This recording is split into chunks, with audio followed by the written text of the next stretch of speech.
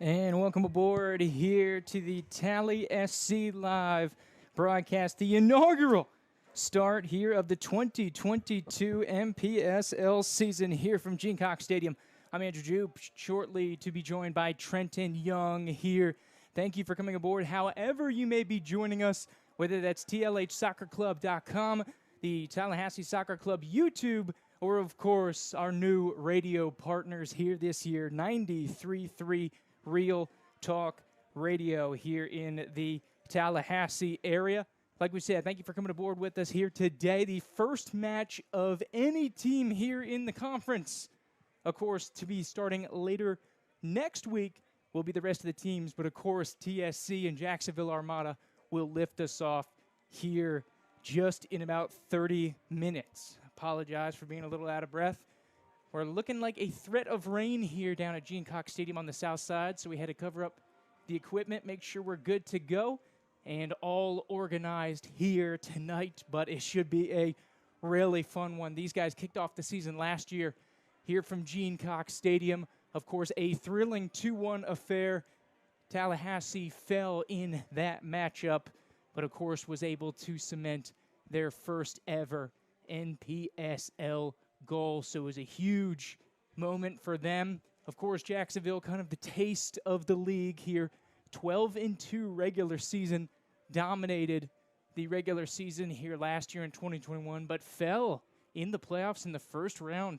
Were upset by New Orleans in the semifinals of the conference tournament. So they'll be looking to snap back and try to get a rebound here out in 2022. So it should be a very interesting affair. Of course, we talk about the first matchup here in Tallahassee. And, of course, as a TSC faithful, I hate to bring it up, but you can't rewrite history. Also talking about the other game that we had last year. A disappointing 4-0 defeat on the road. Of course, the Armada in total control. A man who we'll see out here this year shortly for Jacksonville, Arides, Alexandros Arides, a dangerous Cyprian national team member, of course, putting a hat trick on Tallahassee. He bagged 3 of their 4 that night on a June Wednesday out in Jacksonville back at Jangro Stadium, and they put on a clinic. They were really starting to hit form down the stretch, and 4-0 very indicative of the ball game played out there. But Tallahassee looking to start smooth and start fast like they did last season. Of course, a lot of goals in their first 3 matches. They totaled 7 goals in their first 3 matches, but only coming away with 2 points. This season's a little bit of a interesting dynamic when you talk about their schedule and how they'll be playing games. 5 of their first 6 games will be at home. So that means on the back half of the season, only 1 home game to rest on. So they're going to have to get points early and often here in this season if they want to be competitive here for the postseason in the Gulf Coast Conference. So you talk about the competitiveness in the conference and where kind of everybody took place last year. We talked about Jacksonville being the toast of the table, if you will. You can see here last year's results. Of course, a 12-2 record. Tallahassee, contrarily, going 3-7-4 in that those matches, of course, a 14-game slate. We will be having a little smaller schedule here this year going on, and so we will only have a 12-game slate here in the 2022 season. Of course, we lost Port City out there in Gulfport. Of course, just the nature of the MPSL, up and down, and sometimes you gain some teams, sometimes you lose some teams. And we ended up losing Port City, so we're down to a 7-team league, meaning we only have 12 games, which means every single game means more on a points-per-game basis. We looked it up. Basically, when you look at the metrics, it's going to take about 1.4 points per game to get into the playoffs. What does that mean on a 12-game slate? You're probably looking in the area right around 17 to 20 points to get it done, to make that top 4. Because like we said, 7 teams in the table, but only the top 4 will advance and survive into the postseason. So TSC obviously coming off a 7th place finish looking to do so there and rebound successfully. So it'll be quite a venture, of course, that will start with Jacksonville here in just about 25 minutes as we're off and rolling. And I welcome in my co-host here, Trenton Young, back with us here for the 2021 season. Of course, was my right-hand man last year. Back into it. Trent, we were just going over the table talking about last year's results. Yeah. But let's get into it a little more, man. Let's talk some keys to the game. I know we talked earlier in the week, of course, with the TSC, the Tallahasse Talk podcast, Trent. So if you're interested in Tallahasse info, updates, breaking rosters, you know, all that kind of stuff, man, Tallahasse Talk, Facebook, Instagram, Twitter, YouTube, check it all out, man. You can see your boys there. Your boys there down, and you can see the social media, of course, talking all TSC info and everything there. Trenton on your left, myself, Andrew Jupe, on your right. So, Trent, we were talking about it as I got into that segue, circled back around for the podcast, man. You know, I got to separate sometimes podcast in the broadcast, but there's a little overlay. We were talking keys to the game earlier in, if you caught the YouTube episode earlier this week, Trent, but studying the games last year, we went to both of the games, both home and away in Jacksonville. Tell me about your keys to the game that we discussed earlier this week. Yeah, so I was talking, a big point of emphasis that Coach Josh Bruno has been making this offseason going into this season is how we need to possess the ball more. He's been establishing that a lot with the U19s and all of their games that they've been playing in the spring season so far, just ended today. So all these U19s have been prepared to establish possession and to build upon that and not to be so direct. Josh Bruno was talking about that in our interview we had with him last week, how he wants to build the possession, have a more methodical build-up, and, not just take shots just to be taking shots, quality possessions ending in quality shots. So I think, if they can possess the ball and then also defensively, the key to winning would be to avoid the counterattack. Now, this is a team, Jacksonville, who has a lot of pace on the wings. They have Arides. They have a few other players that are D1 players. Arides is currently playing for the Cyprus U19 and U21 team. He's actually going up in later on this year, going to be playing in First League over there in Cyprus. So big-time baller. He's got a lot of pace on the wing. So if we can stop the counterattack, hold on to possession a little bit longer, slow them down, I think that's going to bode very well for our chances today. Absolutely, yeah, he's going to be a big part of that. Last year we talked about Javoni Brown being the man on the counterattack. Of course, we talked about Arides over in the 4-0 defeat over in Jacksonville. But over here, you guys scoring in bunches. You got a ballers, of course. At that point, I would believe he was at UNF. Javoni Brown, he was, of course, a NPSL South Region national team member. Him, he was with Joey Peralta, our defender, Trent, but one of the best of not only our conference here in the Southeast, but the entire South region, which includes Georgia teams, which includes teams over in kind of the Lone Star, Heartland area, Texas, all those guys. So he was just an absolute beast. He got us for 2 last year. He will not be with us. He's down in school, I've been told, down at Florida Gulf Coast University. So I assume he picked up a team down there somewhere, Trent. So we won't have to worry about him. But on the counterattack, you talked about Arides and those other guys here for Jacksonville. They're going to be very dangerous starting out here. And they've got a lot of scorers ready to rock and roll. We know Arides is in the starting lineup, and we'll see who our other big-time threats are here a little later, Trent.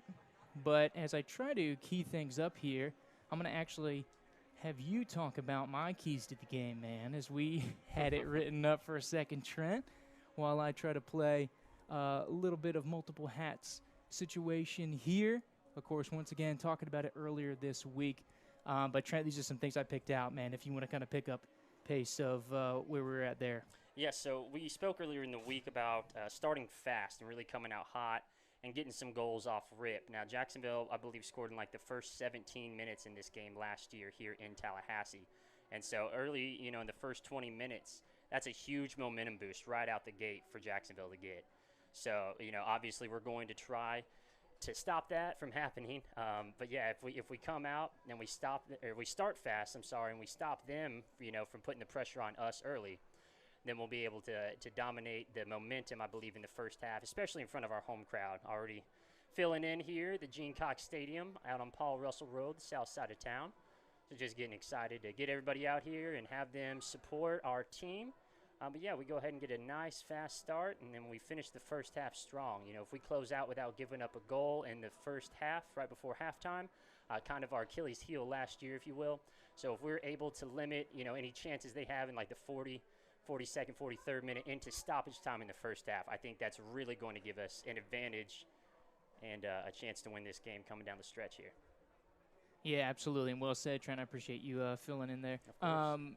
Basically, what we were talking about, man, is just like you said it. Tallahassee, historically, those have been the danger zones. First 7 minutes before and after halftime, and then the first 7 minutes of the game, that's when they let up the largest amount of their goals against. And so that puts them in a hole. Like we said, Trent, they went down to Jacksonville both games. So, of course, the first one came back, got a second-half goal, but we went into the halftime down 2-0 in both of those games against Jacksonville. And when you're playing a top-flight team like Jacksonville, you can't be going down 2 goals on the reg and expect to get some big results. Absolutely not. No, you got to keep that more balanced. Keep it closer together if you can. Obviously, this is a team who finished first in the table last season, so certainly aren't a joke here. But yeah, we're ready to get out there and put some pressure on them and make them work for it today. Absolutely, absolutely. Of course, Jacksonville Armada trying to continue where they left off, Trent, but a little bit of sour taste in their mouth. They were upset in the semifinals by New Orleans in their own place at the Jangro. I think it was like 3-1 that they ended up falling in that one, Trent. So I think they've got a little bitter taste in their mouth here.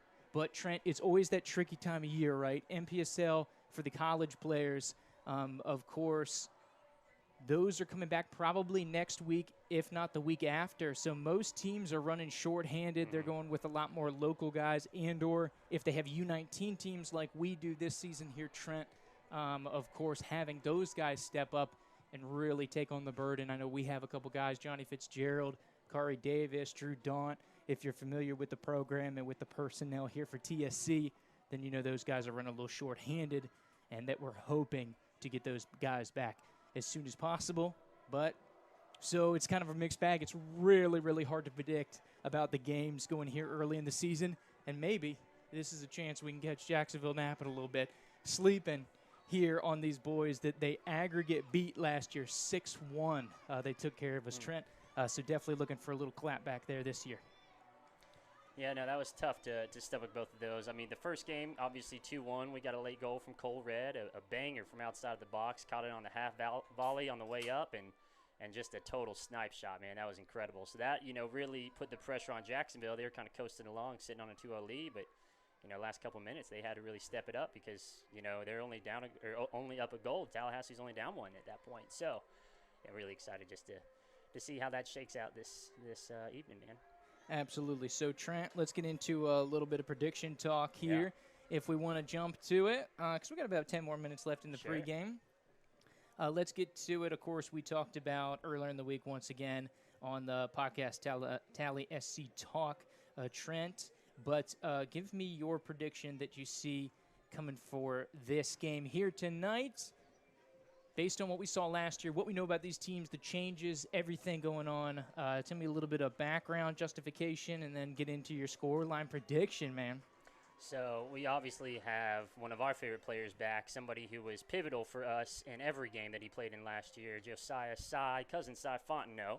He's out there sporting a new haircut, so excited to see how that influences his play tonight. But, yeah, he's a huge part of our attack, and so having him back and really not having the roster at full strength, I think we're going to have to depend on him a little bit more. And, he's easily our fastest, paciest player up top, man. So really think that he's got a chance to go ahead and bag a goal or two, hopefully. And I just think with the possession, we're going to limit Jacksonville's chances, and I think we're going to come out of here with a 3-2 win tonight. Lots of goals, first game of the season, 3-2. There you go. I like it. Good stuff. Good stuff. Of course, it'd be interesting to see you talk about Cousin Cy being a dynamic threat, usually out on the wing. I'm going to see who he's doing with his new playmate here this year, Charles Blankenship. He'll be wearing number 13 tonight. That's going to be the gruesome twosome up top. Of course, just utilizing Cy. This is first time back Sai's been with the team. He just got out of school this week. This is his first day, kind of a sidebar. He actually rode with his UWF teammate who plays center back for Jacksonville. Both of them carpooled together. They will be playing each other. Hilarious, just on the way back that all that boils down.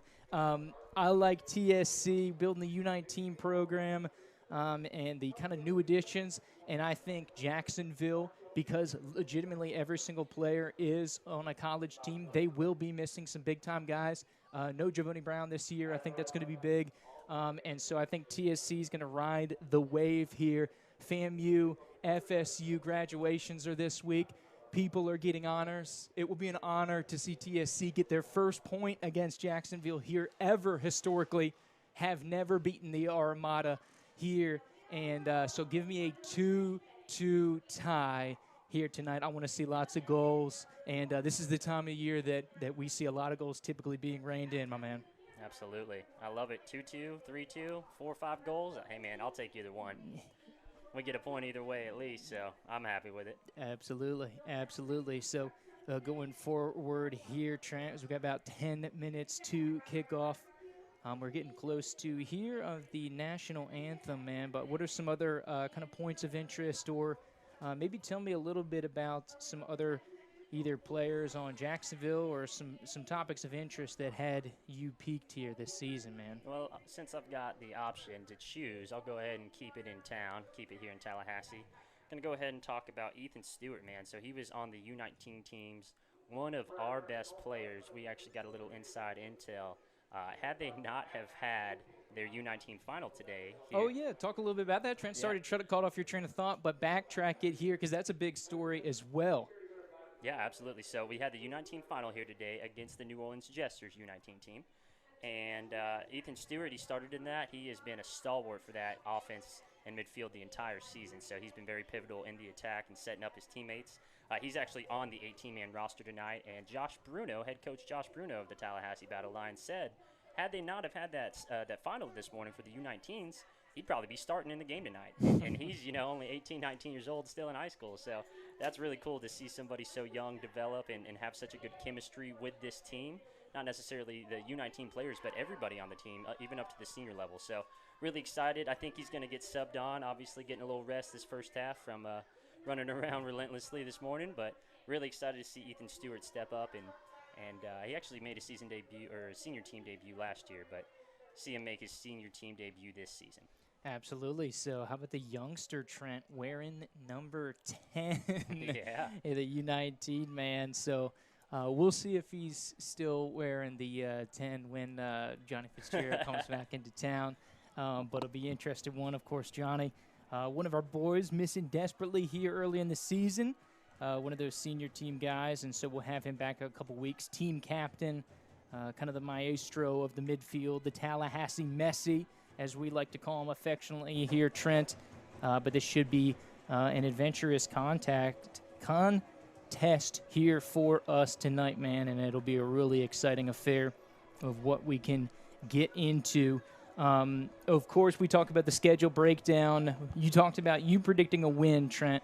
But I guess realistically, put it on the table. We've kind of been calculating the points a little bit. So this is something I'm kind of throwing at you out of nowhere.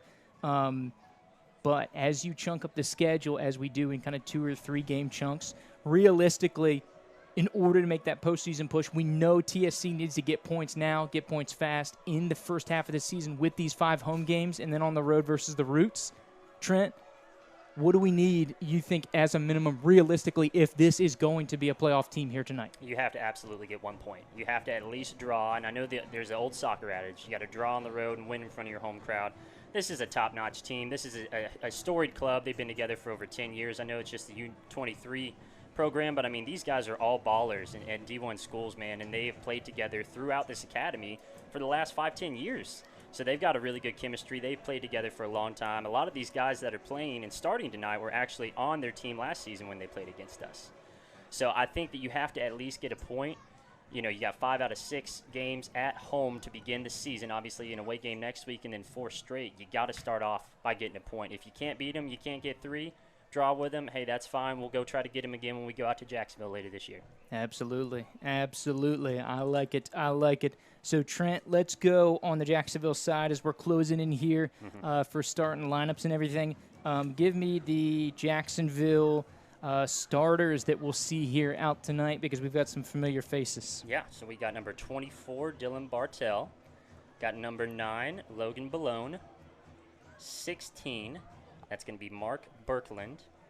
We also have Josh Braswell. We did a little intel on him earlier this week on the Tallahassee Talk podcast. We went ahead and talked about their keepers, and they got 2 really big-time legitimate players, but they're actually going with Braswell tonight, opposed to what we were thinking earlier this week.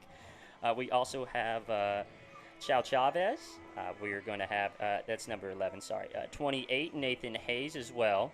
We'll have 18, Elijah Howe. Now, this is a guy who plays out at UWF with Cousin Cy. I don't know if he's the exact teammate you were speaking of. He very well could be, yeah. So this is a big 6'2 player. He's a defender, he's listed as. He was second on UWF this year in total shots with 11 for a defender. Big 6'4 players, Elijah Howe. I'm sorry, actually 6'2. But, yeah, his dad played professionally in Australia. We also have Eduardo Coimbra. Number 25. We'll be starting Alexandros Larides. That's another player that gave us, man. That's our boy we talked about. Yep. Oof, dangerous dude. A lot of trouble. Dangerous 7. Dude. So he'll be very involved in the attack going forward. Keep out for 7, Larides. Again, playing for the Cyprus national team. So we've got Jose Manzo. He is 26. Going to be starting for Jacksonville as well. And then our final one, we got Giancarlo Vaquero, number 17. So that's the U23 team for the Jacksonville Armada. And they are coached by, let's see here. Oh, Tommy Crazy K. Tommy Crazy K, okay. Krzanovich going to be the head man once again here as we get all set up to get rocking and rolling here for this TSC lineup, man. That's what we want to get into, my man. And they are flooding in this stadium, really looking like it's going to be just as big of a crowd as we were last year, just a hair under 1,000, well over 900 last year. Hopefully we can match that, if not beat it today. Absolutely. Absolutely, my man. Should be an exciting atmosphere. And that's the thing, this culture, this team, this program is on the rise. This has not been a dramatic institution. This is only the 3rd season of play and only the 2nd time that they're completing in the NPSL National Premier Soccer League. Yes, sir, in the Gulf Coast Conference. Center ref tonight will be Tyler Welsh. Got a little intel from my main man, Zach, who refed with him last weekend. And we will be stepping aside shortly, so we're trying to buy some time here, Trent, as we get ready for the national anthem. Here's the teams progressing out of the tunnels, a cool sight. And Trent, look at them, man. The new uniforms, we didn't think they'd arrive, but they got here in time. Yep, I just went down to the merch booth and grabbed mine as well, so had to make sure I was representing for this team. Absolutely, and here comes the national anthem, so we're going to step aside in just a moment.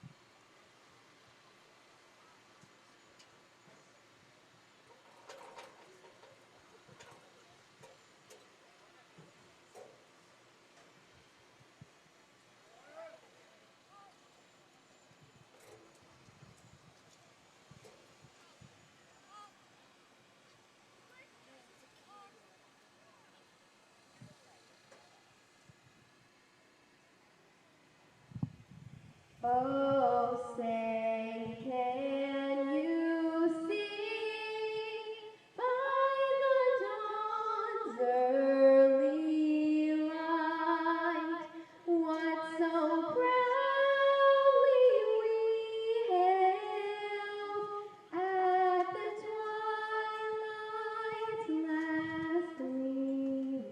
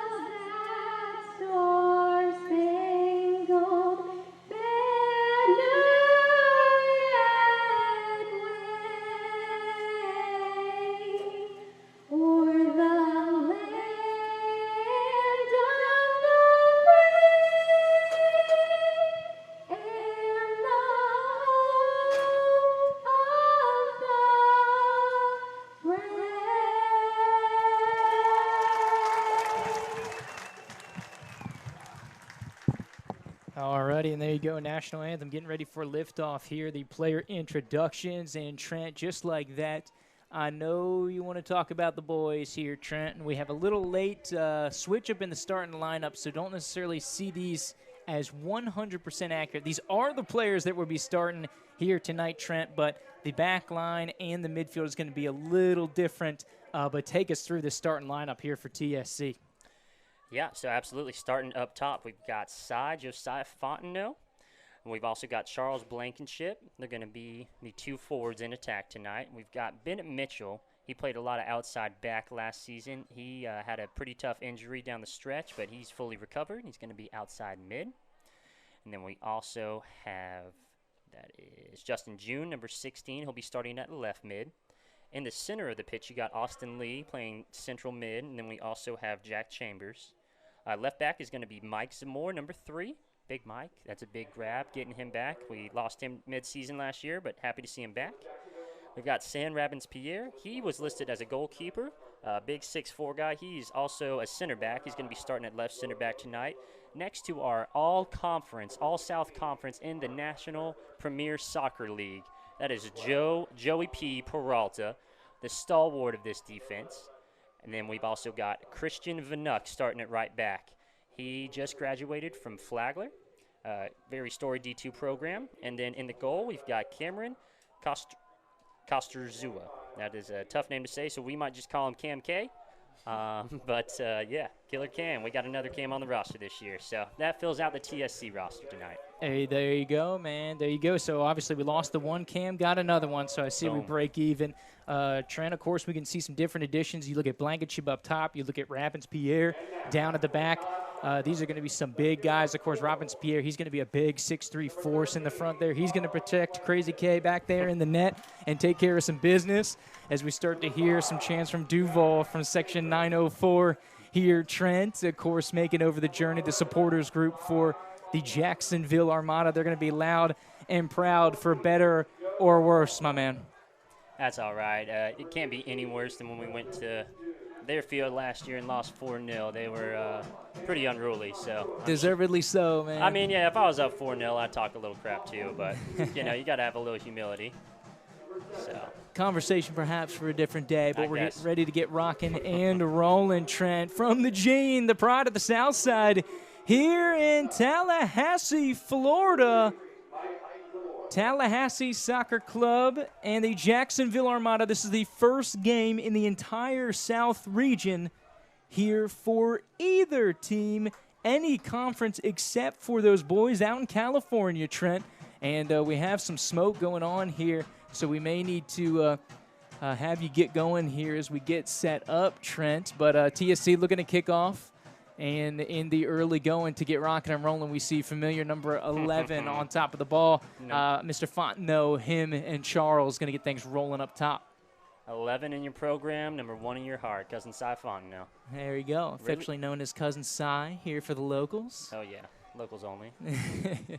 And it'll be interesting. Let's see if they start fast, man. It's going to be a key to the game. We have some streamers coming out here onto the pitch and onto the sideline here from Jacksonville, and we're off and away. Chambers getting his first touch as a member of the TSC Battle Lions, and they want to go deep and get this thing going here for a second. On the attack is TSC, man. They want to kind of get on the front foot and really kind of dictate pace here with Jacksonville early. Yeah, I was talking about us establishing possession, but hey, man, whenever you get the ball first, you might as well take a shot. So I love the idea. Side drops it back to Chambers. And he sends it up, and now we're in the attacking third with a big throw. So let's see what happens. Of course, a big throw in coming here from the side, flicking back. It drops side. Looks like he gets a touch to it.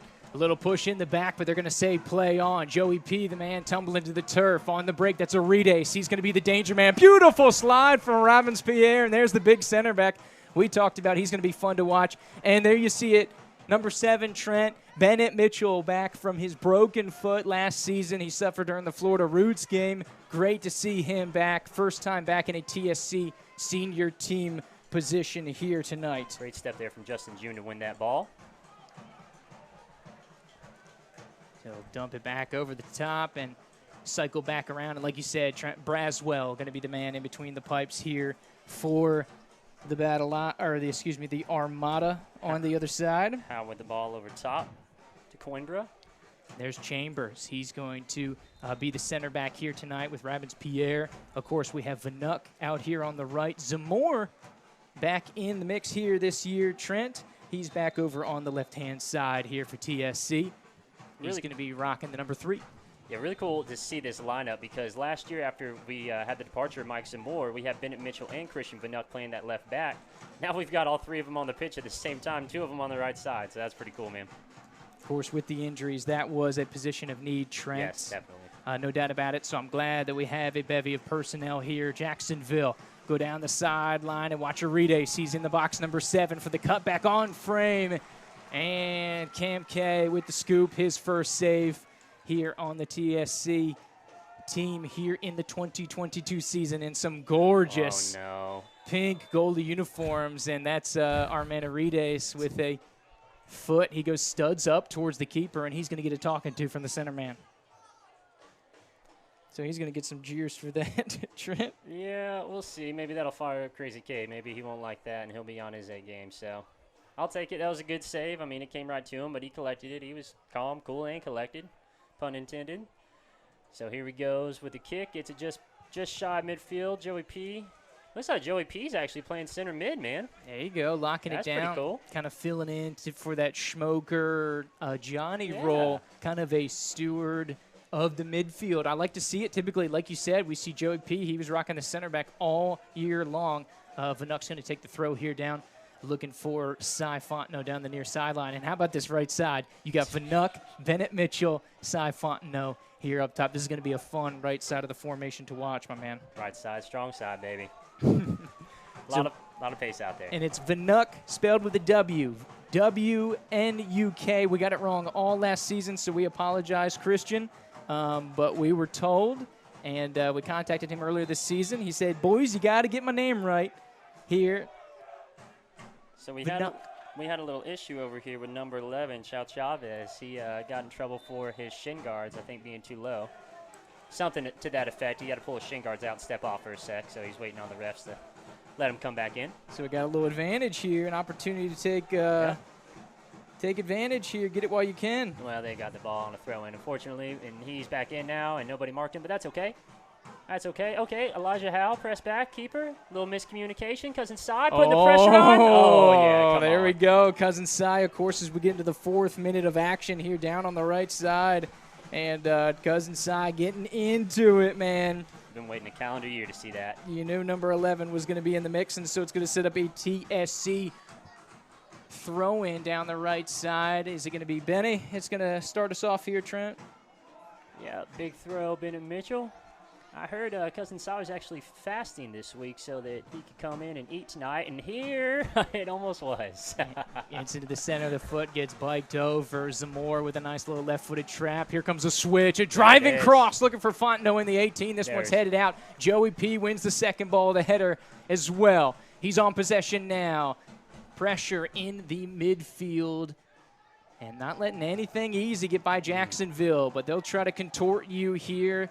Typically a 3-back system, so it will create mismatches with a team that will play a 4-4-2, Trent, schematically so. So they are definitely an attack-minded squad, the highest scoring team in the table a year ago, as this one goes out of play, and it should be a TSC throw for the boys in gold. Great eye. I was watching it very intently myself, and they made the right call. So Christian Vanut made a good step, and now we get the ball back. So big throw from Vanut. Coming to Cy. They are triple team inside. They know our game plan. Joey P, good step. Good step. Bennett Mitchell winning possession. Keeping it in bounds. Good stuff. Oh, little shoulder fake. Dropping it back to Robbins Pierre. Little chip over the top. Looking for Cy. Back to goal. Cy, we've been told. Yeah, I mean, you can see it. Cy put a little muscle on this season. Yeah. Cy, we've been told, grew a couple inches too. He's been getting in the leg day, we've been told, at the gym, so he will be a vertical threat on set plays. We have one here. Let's see if Jack Chambers, our new man, debut here for TSC in the 2022 season, gives it a ride here, gives us an opportunity. At least Arides is giving us 5 yards, so we're able to get this kickoff. But, yeah, you can definitely tell Cy's been indulging in leg day. He's been holding everybody off pretty well so far tonight. This one's going to be won by Jacksonville, hit by Zamora, drop back off, won by Robbins-Pierre. Joey P in the midfield, giving chase, and he's a very pesky defender. Trying to play it down the line, but a little too heavy.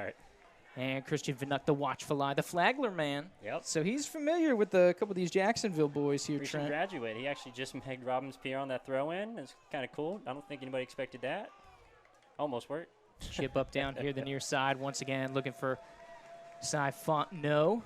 And so this will be out for a Jacksonville throw, just on the TSC side of the field. All right, Cy, okay. Okay. Up and over, Man. and then a pressure from the back. Referee says play on. This one's got a great step by Vanuk. He's going to be in excellent form. He's logged a lot of minutes out at Flagler this year, and he's going to be one of our stalwarts. Chambers just blasted up top of the field and wants to clear out, buy a little time. And TSC win a throw-in out of it, just getting out of danger and able to reset, and TSC getting some positives out of it here, Trent. Yeah, Jacksonville playing a little pinball with their possession there. Quick pass after quick pass, pinging it around there. Luckily, we got the ball back for a second. So now they're in the defensive third. Throw in here. Goes to number 28, Nathan Hayes.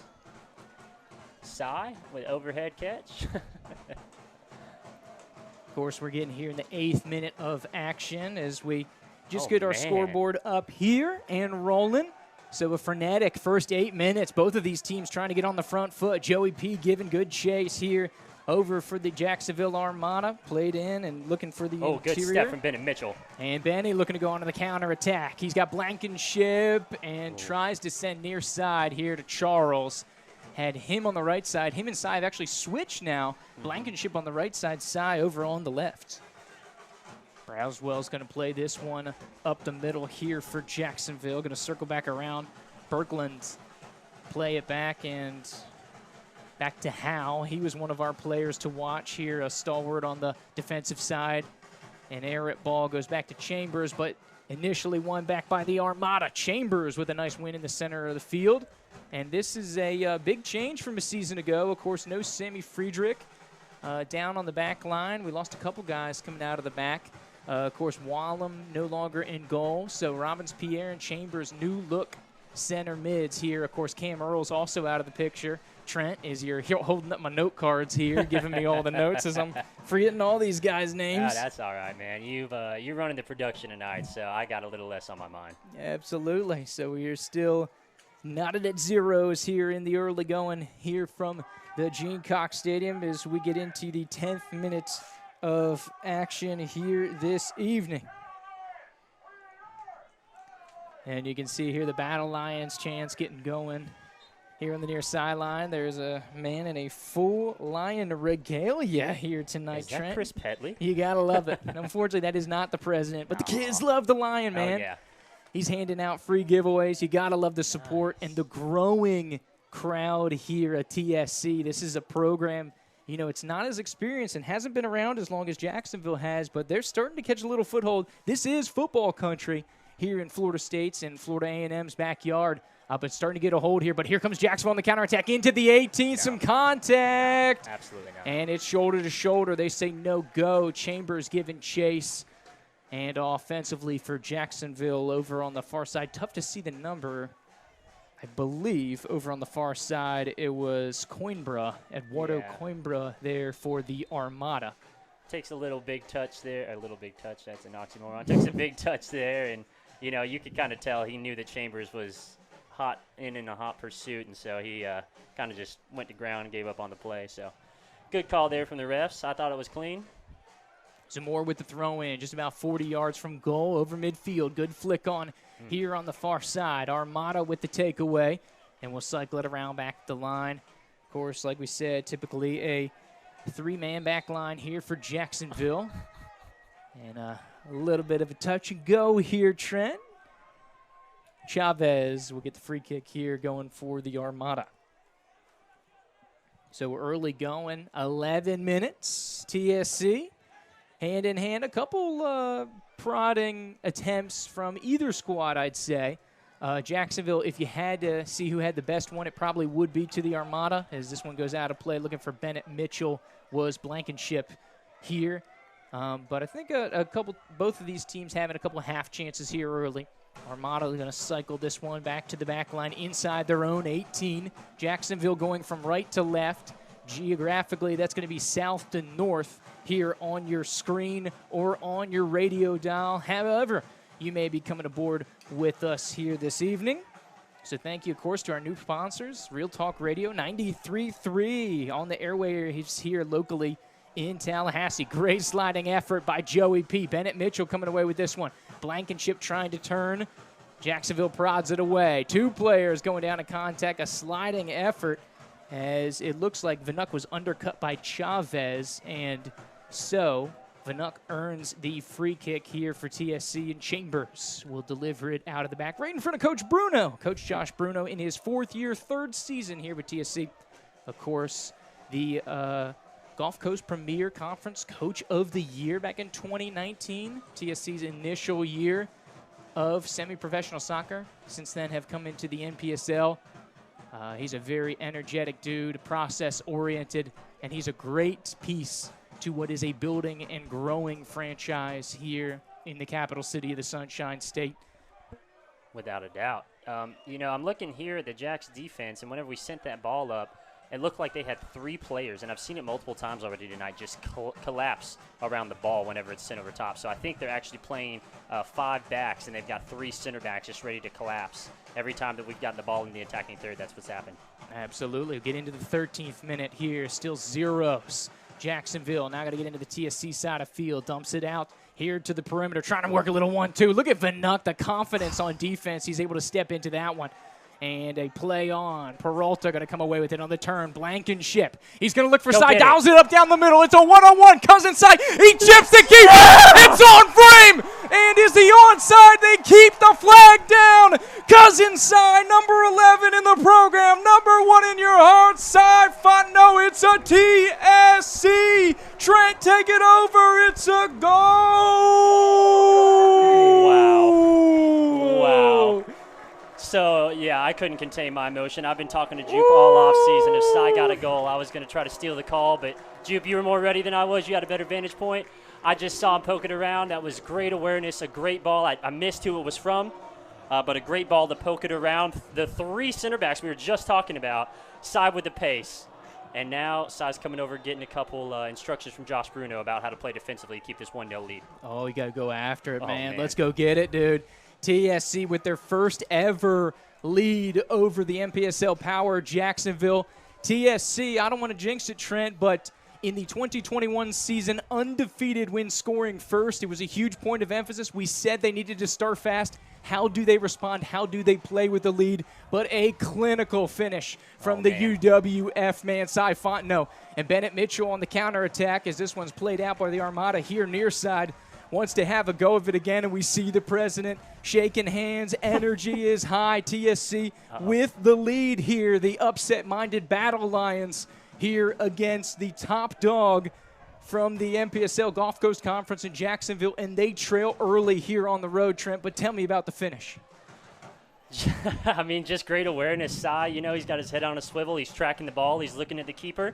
He knows that the keeper's coming out. He's just got to put it on goal and get it around the keeper. Perfect execution, perfectly weighted. There was no chance anybody from the back line was going to get in there. He just had to put it on target. Boom, 1-0, 15 minutes in, man. Absolutely. Take care of business.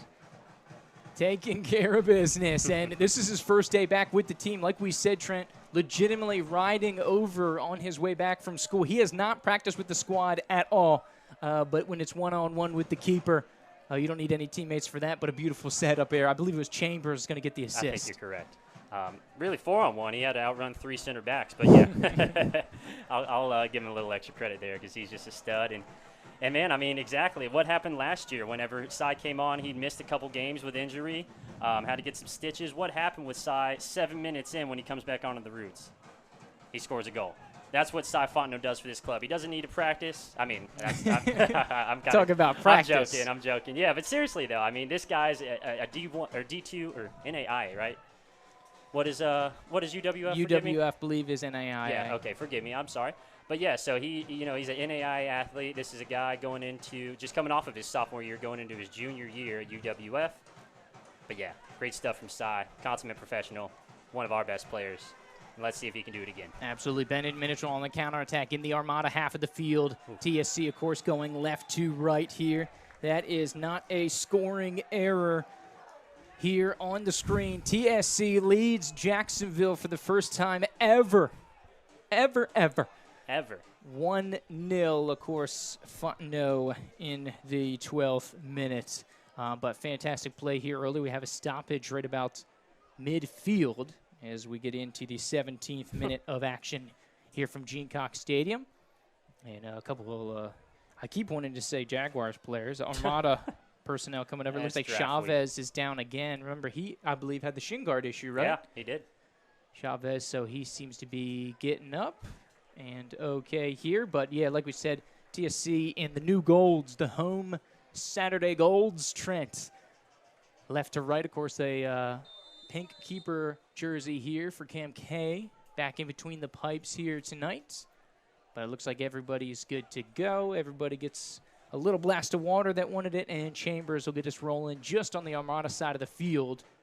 Getting ready to serve here for TSC. This could be a dangerous ball. He's looking for Blankenship. Doesn't drop. Second ball, well to size chest. Looks like a little too strong, but recovered. Coming here to the near side. Needs an outlet, and he'll just drop it on back to Ravenspierre. And he'll look to cycle around. Serving balls, they try to knife it through to Blankenship. And the Armada looks like they'll come away with it and dispel this attack here for the moment. So, Jupe, I just want to go ahead and ask you real quick. What are you seeing out of this team first 15, 20 minutes we've had so far from the TSC Battle Lions? What are you seeing that has given them the momentum and allowed them to score this goal? Oh, it's the intensity. Every ball is being challenged from the wings. It's not an overexertion. They're not lunging and getting out of position. But you look at it. Look at them move as a unit here over on the left side and then pressuring every challenge as a ball gets through here. A good call off here by the keeper, Cam K, able to scoop it up here for TSC. And it looks like they're going to pull it back about 33 yards from goal. Delay foul call. Looks like they were trying to play advantage here. They're going to go ahead and pull it back as we get into the 19th minute. Ref, come on. Oh, yeah. See, we're going to see all the tricks come out of the bag now. Dial it back, man. 4-0, never forget. And here we go, setting up. A lefty going to step over the ball, 32 yards out from goal. Width-wise, it's on the hash mark, so it's about the width of the 6-yard box, Trent, if you're using the angle here. And we'll just off frame there, but it'll go on back. It'll set up a corner kick here from Jacksonville as we kind of blast over to our goal cam back behind the goal. You can see Cam K setting up a little bit of a real estate going for him as Jacksonville once again loading up. Lefty over on the far side. This will be an in-swinger coming to the near side, going back post and had a shot at it, but great screen off. I believe it was Zamora in coverage, making sure that one did not go in, and it will be blasted out here, and we'll get a goal kick coming out from the back. As you can see Cam K run across the screen there. There from the little goal cam we have on the backside there to the left. So, of course, a entertaining affair in Jacksonville. Like you said, Trent, they're not going to go away. They're going to be going for a response. And you can see Jacksonville has kind of ratcheted up the intensity in the last 2 or 3 minutes since they took the deficit here in the 21st minute. Yep. That was definitely a high kick for sure. Heavy challenge here. And once again, Bennett Mitchell in the crosshairs. Like we talked about, part of a big-time collision in that Roots game took his season away. And so he's back here, first game back, so great to see B. Mitch back on the pitch here for TSC. But just inside the TSC territory, Chambers will be taken over here for the Battle Lions. So he's going to be the man who does all our big kicks coming out of the back. I think that's been pretty evident here early, Trent. Aridas and Chambers definitely jawing back and forth at each other. Over the top, looking for Blankenship. First ball won by the Armada. Second one scooped up by June. Justin June tried a little give and go there on the far side, but ran out of turf over there in front of that big old Battle Lions sign. So back to the Armada in their defending third. Of course, the Armada going 3 backs. playing a 3-4-3 here tonight, which is typical of the Armada, at least from what we've seen the 2021. So when we do reference typical or common, things like that, we're basing it off the 2021 season from both of these teams, as we've seen a lot of action between the two squads here last year of the MPSL. Vanuk with some good defense. Last touch by the Armada right in front of the Tallahassee Soccer Club bench here on the western boundary here on the press side of the field at Gene Cox Stadium. Beautiful field turf they got here nowadays that they've been rolling on the south side. The mecca of sporting events here in the Big Bend on the professional and high school level. Vanuk head ball here on the near sidelines, back towards centrally. Joey P centering ball, and this one to be cleared out by the Armada up over the top. Berkland will release it, and here goes Can K off the line. If I can just say real quick, one thing I've really loved about this defense, and you talked about, you know, our intensity, our grit, our pressure being accredited for why we are currently winning. I think it's actually the communication on the back line. And, I mean, as you can see, it seems like everybody knows who's going to get the ball, and nobody, you know, they're not two players going for one ball, leaving somebody open. It seems very fluid and cohesive on that back line right now. Joey P takes a shot to the chest right on the fringe of the defending third here for Tallahassee. So 35 yards from goal. We'll get a free kick. Once again, Jack Chambers here on the ball for TSC to pump it away. And he's kind of an old school center back here. Trent doesn't mess around, doesn't try to do anything creative. He's going to blast it downfield, going to try to find his attackers and launch an attack. And TSC wins a throw in there. I think a nice little sleight of hand there by Bennett Mitchell. Oh, yeah. And Joey P is going to settle this one down. The old stalwart, old reliable. Day one, Joey P has been around since that 2019 season. One of a couple guys on this squad. Little give and go. Vanuk back to Joey P trying to go over the top, looking for Cy Font. No, just outside the 18 here in the attacking third. This one's going to be taken away by Jacksonville and just falls over. Looks like TSC just pulled the chair out from under the Armada defender. Centering ball does not find June over on the far side, and the Armada look to cycle around and clear out of their defending third. Over a long ball, looking for a Redace. Rabbins doesn't mess around with that one. He will clear that out. Rabbins Pierre into safety. So the Armada with a throw in at the TSC attacking third. Throw it all the way back to midfield, and they'll cycle it around over here near side. Back to Bartel, and Chavez once again on the touch. Chavez, a nice little give-and-go sideline. Joey P defending him, tried to cut back. Joey B. Bennett Mitchell with some reinforcement here will kick it out of play, and this one will look like to stay with the Armada.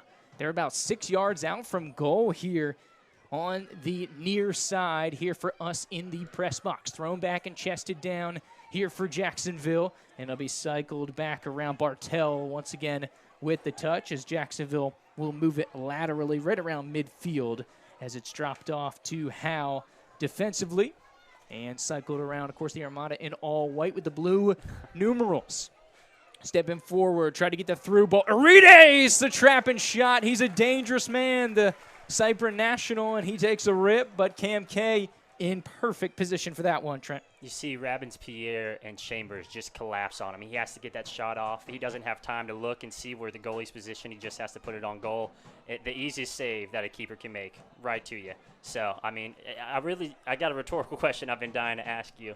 How much film from these Jacksonville games do you think Coach Josh Bruno watched coming into this season? Because what I personally love about this lineup is having Bennett Mitchell and having Joe Peralta, arguably your two most aggressive defenders from last season, back at full health, ready to go in the midfield, so that Jacksonville can't put all that pressure on the back line. They can't even get the ball up into the attacking third, our defensive third that often. So Joey P kind of, working as a fifth holding mid, kind of like a sweeper, if you will, for lack of a better term. So really liking Joey P pushing back or dropping back and filling in on the defense, and great slide there from June. Oh, Justin June, beautiful slide. Yeah, it looks like a Peralta kind of in that defensive mid slot. It's kind of the Jacob Schmoker, Aaron Wimberly, Cam Earls position that you'd see them kind of commonly go to, of course, for the TSC loyalists out there.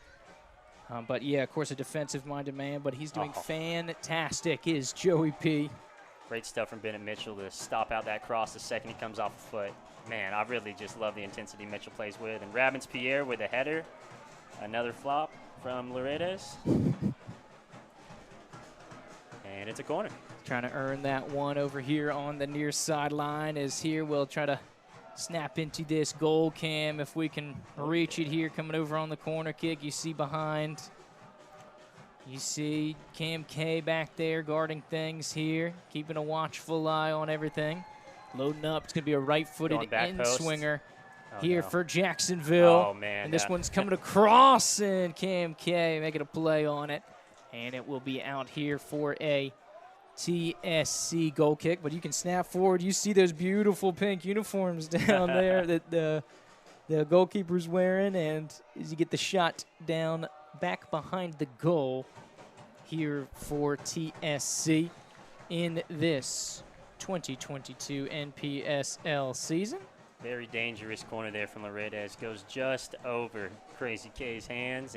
And Dylan Bartell, 24, center back, pushes all the way up, goes unmarked. And luckily it just didn't connect with him, or that could have been a tap-in goal. So would have been a good shot for the goal cam, but would have been tough to stomach. So here we go. And oof, Sai gets chopped down at midfield.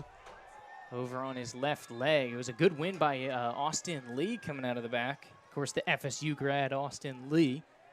Holding his quad. Wearing number 22. Looks like a stinger there. Nothing to it. Stinger there as the stands start to fill up here, Trent. It's looks like we've surpassed thoroughly last year's attendance record that we had in this initial matchup here last year as Chambers, the Thomas U graduate.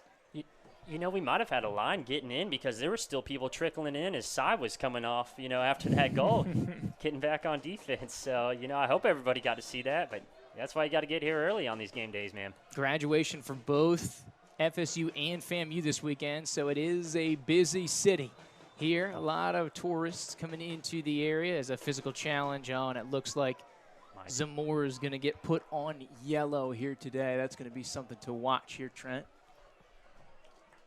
To get our first infraction, or booking, I guess I should say, of the evening. As we are in the 29th minute of action, TSC with the 1-0 advantage here out on the inaugural game of the 2022 season. Jacksonville going to get us rolling back, and will cycle through. Sends it onto the attacking half. Chased by Lee. Tries to thread it through. Cam K, the keeper for TSC, will come off his line and scoop it up safely here. And he'll be in no rush. Thought about playing it short to Vinuk over here on his right side. But we'll blast it back over the top. Looking here towards the center for Blankenship. And then a long ball over here looking for Mitchell on the fringe of the attacking third here for TSC. A little too much mustard, Trent, and so this one will go out of play. It'll be an Armada throw over here on the near side. And a physical challenge here. Vinuk involved with this one, and that's just a good, clean foul. I mean, and then he stops the ball going forward, gets a little talking to from center ref Tyler Welsh, our buddy Zach's buddy. But yeah, really good foul from Christian Vinuk. You know, nothing malicious, just holds up play, lets the whole team get back. Now you got everybody on this side of midfield besides your forward, Cy Fontenelle, and he's going to apply the pressure and make Elijah Howe work. 31st minute of action here. 1-0 TSC. Of course, in the 2021 season, TSC 2 victories and 1 draw when scoring first. So that was a recipe for success. Let's see if they can hold on. I don't think one will do it against a high-powered Jacksonville. Irides goes down easy in the box, and that's a no question, no call here. And Robbins Pierre able to clear it out. Slippery turf over here on the near side. This is going to be one back. Jacksonville, a little bit of a win back, kind of a pseudo counterattack. Centering ball, and Cam K in fantastic position. A save for TSC. It's on frame, but nothing doing here in the early going here for Jacksonville, and the former Childs man looking good so far in between the pipes. That was such a cool moment to be up here in the booth and to see just a little golf clap from the crowd, but it sounded like, people were, clapping, cheering like somebody just scored another goal. I mean, just really cool to see this crowd almost at full capacity. And Cy Fontenot. And the attacking third here, and it looks like a little bit of early jump there. Little extension with the arms there, but that's okay. 32nd minute of action here. TSC, the Tallahassee Soccer Club, leading the Jacksonville Armada U23 team here in what has been a fantastic game so far. Andrew Jupe, Trent Young giving you the call here this evening. Bennett Mitchell wins it back on the fringe of the defending third here for TSC. Tries to go around his defender. Finds Charles Blankenship. Some heavy contact. He says play on. He wants to keep going through the contact.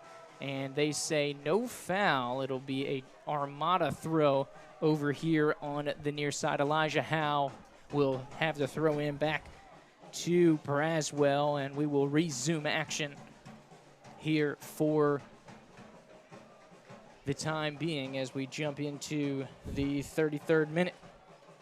And I'm loving all these slides and this physicality from the defense. I mean, nothing malicious. We've got the one card. I think it could have gone either way from Mike. It was a bang-bang play. Ball comes, he comes about the same time. Great step from Ravens-Pierre. Service looking for Arides. Ravens-Pierre all over it.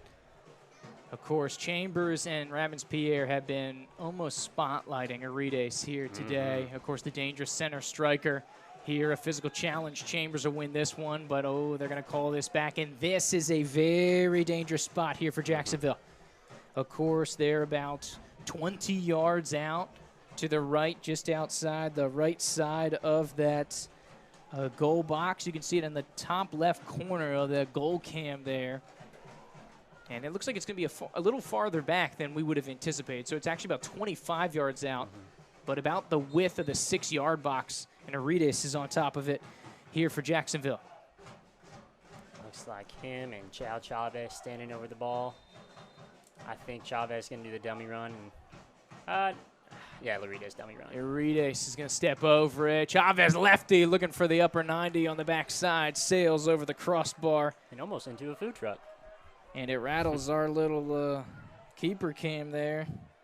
And we may have lost it temporarily. So we'll have to kind of jog back there when we get a chance. But here in 34-minute of action, Cam K going to give us a blast. Mike and Moore telling everybody to push up. Scooped out well. Blankenship coming all the way back into the midfield. Service looking for Vanuk. A little counterattack. This is a dangerous moment. Jacksonville on the charge. 18-yard box centering ball. They're inside the box. Chambers able to clean it out with the left foot. Love it. As a good probe from the Armada there, and that's the danger we talked about, Trent. We get into the final minutes of the first half. This is a crucial juncture of the game. In both games that TSC played Jacksonville, they let up a goal in the final 7 to 10 minutes of the half, both times going in trailing 2-0 at halftime. If they can hold the 1-goal advantage, it will be huge here. This is going to be a very, very important 10 minutes for the TSC Battle Lines, your hometown soccer club. Well, we talked about it earlier tonight in the pregame and then also on the Tallahassee Talk podcast episode earlier this week. Your keys to victory are not allowing a goal late in the second half and staying strong, finishing strong. We got a clean sheet through 35 minutes, got about 10 minutes plus stoppage time left, so really excited to see how this first half closes out here for the Battle Lines. Vanuk, good throw in, hits Blankenship, looking for Cousins side down here in the near sideline. Vanuk with like second ball back to Blankenship, and this is going to be a good step here for the Jacksonville defender, Dylan Bartell. Will able to clear it around here. And Jacksonville back on the attack here. Looks like Chavez, who has been a frequent resident on the field turf here tonight. Trent involved in a number of physical challenges, so it's going to bring Arides over to the side once again to give a watchful eye and some input. Free kick's going to be over here towards the near sideline. It's going to be just shy of 30 yards from goal. It's way wide. Width-wise, it's outside the 18-yard box. But it's going to allow you for a nice little set play. If you get some whip in there, it could be a dangerous back post ball. It's going towards the center. One well there by TSC. I believe it's Vanuk that will clear it inside the 6-yard box. Out for a throw-in for Jacksonville over here on the near side as we get into the 36th minute of action. the 37th here for TSC. This one's going to be thrown back. An easy flop in the box. This one's going to be chipped away. Cy with a little bit of class. And the keeper's out. If Cy sees him, he's trying to get a little real estate and a little bit of opportunity to just plant and rip. But, of course, a heavy defensive pursuit here for Jacksonville. But Braswell could have been caught down there, but the Armada escaped the potential danger. No shot fired here from TSC. They had literally every single buddy except for the keeper, Braswell, inside of our half. So Vanuk here, our relentless pursuit. The Flagler man switch coming into the center. Joey P wins the initial ball well, but Jacksonville back on it. Arides in the center of the box. Flick on Chambers, able to get a deflection, and this one will be partially cleared by Vanuk. A lot of backspin. Zamora will have to clean it up, and he'll head it down towards the far sideline, and Jacksonville look to reset on the fringe of the attacking third. They'll cycle it back around over to the far side. Centering ball. It's a towering one. Cam K will be caught upon here to jump on top of that one, but he is up to the task here, as you can see him down on the old golded cam there, pacing around, and we'll give it a hearty blast in the 38th minute. So 7 to go before halftime. Once again, a crucial juncture. Arides back to goal on the fringe of the attacking third here for Jacksonville. He'll play it out wide. Jacksonville now with 5 on the attack as they get reinforcements here for the Armada. Tried to go a little give and go. Dangerous positioning. Blankenship will give an attempt at it, and looks like he caught a little more shin and a little less ball on that one here, Trent. And so it'll be a free kick to the Armada here in the 38th minute of action. Of course, Jacksonville with the 1-goal deficit. The free kick will be 40 yards out, just about the width of the outer edge of the 18 over on the far side. So this is definitely not something that you would anticipate having on goal, as the righty settling over top of this one. Sends it in. It's going to be one initially here by TSC. Track to the outside. I believe it was Austin Lee winning the initial ball. Bennett Mitchell now giving chase. Jacksonville backing in about the depth-wise of the 18. Deflected inside the box. Dangerous here for TSC, but cleared out well by Lee. Second ball going to be won by Chambers. One by Jacksonville. They'll play it out wide, looking for Chavez. He's going to be able to center it back to the 6. One by Vanuk. Third wave as the Armada continues to send ship after ship, wave after wave here, Trent. TSC is really getting locked in. Bennett Mitchell with a deflection here. A slide goes across the face of goal. Nobody for Jacksonville is there. Mike Zamora able to get the bailout. Jacksonville continues to lock it in about 30 yards from goal. Going to the right-hand side, they are really putting on what feels like a power play in hockey, Trent, as they lock it in. And Cam K will come away with this one, and TSC is able to escape, but a hairy couple minutes there for TSC. Is that, like we said, Trent, looked like a hockey power play the way they locked us in. TSC could not escape. Gut-wrenching 120 seconds there for the battle lines. TSC now on the counterattack. It's a little 6-on-6 break here for the Armada if they want to run with it. Getting back in position, Justin June will bring the reinforcements, and here comes the midfield. Bennett Mitchell will recover, try to get a deep ball, looking for Arides. It's going to be a little too long as Chambers will usher this one and make it sure it goes out of bounds safely. Here is where 5+ minutes in stoppage time here. Bennett Mitchell coming over to the sideline, talking to Coach Bruno, getting some insight, getting some pressure here as he wills his battle lines. He knows this is a big 5 minutes. And I think really the reason why Jacksonville was able to go ahead and get so much pressure on us, it looked like the back line just wasn't communicating like they had been. You know, they're kind of just getting caught up in a trance and, you know, not necessarily ball watching, but, you know, they got their mind on something else and, you know, just kind of forgetting to, you know, talk a little bit more and just communicate back there. Find out who's open where everybody's at and who's got who. So hopefully they can do that last couple minutes, stay strong, and, man, that would be such a win, even if you go into the first half 1 up. Absolutely. Absolutely. So we have one going forward here. Braswell picking it up for Jacksonville.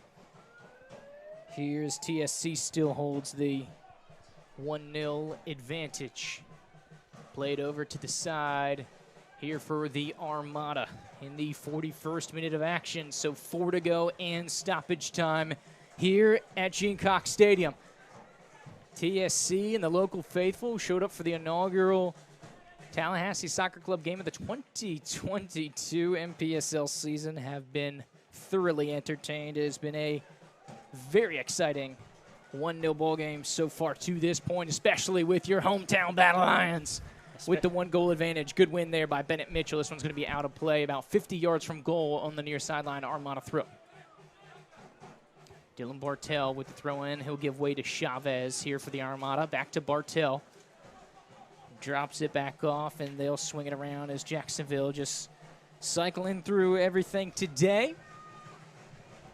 And here comes a little prodding run. How about the adventure from the right back, looking for a centering ball. Good clear out by Vanuk. And, man, does he look confident this year, Trent. Of course, got a lot of playing time at Flagler this season. This one's going to be a nice give and go. Look at Rabbins-Pierre with the slide, and he gets all ball. Cross never came, but it will be out for a Jacksonville corner, and that's what a 6'3" frame does for you. Rabbins-Pierre needed every centimeter of that one. There was a ball that came to the top of the box right before he dropped back and picked that one up, and he quite literally just bumped the player out of position to not be able to get the ball. Didn't put his arms out, just put his chest on him and moved him a good yard or so. And then he drops back, shows his speed, and shows that extension he's got there. So here comes the corner again from Laredes. And the Nova Southeastern man, Rabbins-Pierre, having a great inaugural TSC game. A good win here by Austin Lee, the FSU grad. Oh, look at the big takeaway and clearance. Yeah. How about that one? That's a huge win down deep in TSC territory. I believe that's Justin June on the win for TSC, so it'll give us a throw-in, hopefully an opportunity to get a little breathing room here as we cascade into the 43rd minute here from Gene Cox Stadium.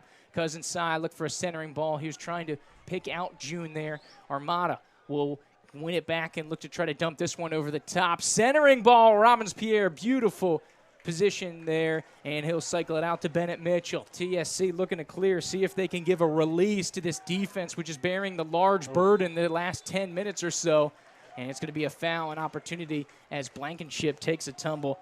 Some big contact coming off the back line. Elijah Howe, the man laying down the lumber there, but will be an opportunity for TSC just to get a breather out of this defense as Chambers right around midfield here will give a clearance free kick for Tallahassee Soccer Club. And we mentioned earlier that Side just came in over today from UWF. Carpool with Elijah Howe.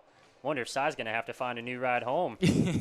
Well, at least he's made it back to Tallahassee, so I'm sure somebody would give him a ride, especially as he's a local hero, Trent. Absolutely. Which is the difference in this ball game. Long ball, Chambers will track it down. He'll knee it out of play all the way into the stands. And look at that beautiful tifo over there that TSC put together this week in the President, Chris Petley's front yard there. Of course, shout out to him. He's battling some health issues, but he's an absolute warrior, Trent. Yeah. We knew it'd have to be very significant to keep him away from the stadium today. Chavez comes centrally, a sliding effort. Good play there by Jacksonville to keep that one alive here by Birkland. And this one's going to get into the box. Rabbins-Pierre, once again, a sprawling effort to keep this one out of frame. 45th minute as we approach halftime. It's going to be a left-footed in-swinger. TSC bringing everybody back, all 11 players inside the box here. Looking to get a corner kick for the left-hander. It's going to be an in-swinger going for the back post. Contact made by the Armada, but it's out over the end line safely and securely. We'll go back for a TSC goal kick. So I was really interested to see how this lineup was going to shake out. I'd assume, we assumed all week up until today that Joey Peralta was going to be starting at center back, and you get Rabbins-Pierre, who's a goalkeeper, playing center back, and I mean, it just completely makes sense. And there's our halftime whistle. Tallahassee Battle Lions up 1-0 over the Jacksonville Armada U23 team.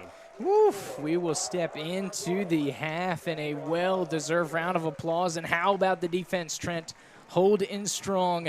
We will go to the halftime break here. It's the Tallahassee Soccer Club streaming here on TLHsoccerclub.com, Tallahassee Soccer Club YouTube, and of course, big shout out to our radio sponsors here this year. Simulcast on 93.3 Real Talk Radio here locally, WVFT on your radio dial. If you are getting with us remotely and you're looking and want to get here at the game, or you have people you know at the game and they want to listen to the broadcast while it's going on, they can download the Real Talk Radio 93.3 app and listen to it. There will be a brief delay, of course, as is the nature of the radio broadcast. But they will be able to listen to the action here as we go into the halftime break. 1-0 in favor of the Battle Lions. And this is by all means a little upset brewing here as we go through the whistle. And we're going to step out for a quick commercial break. We're going to come right back on the other side here. It's TSC Live, Saturday nights, down at the Gene. Come right on back.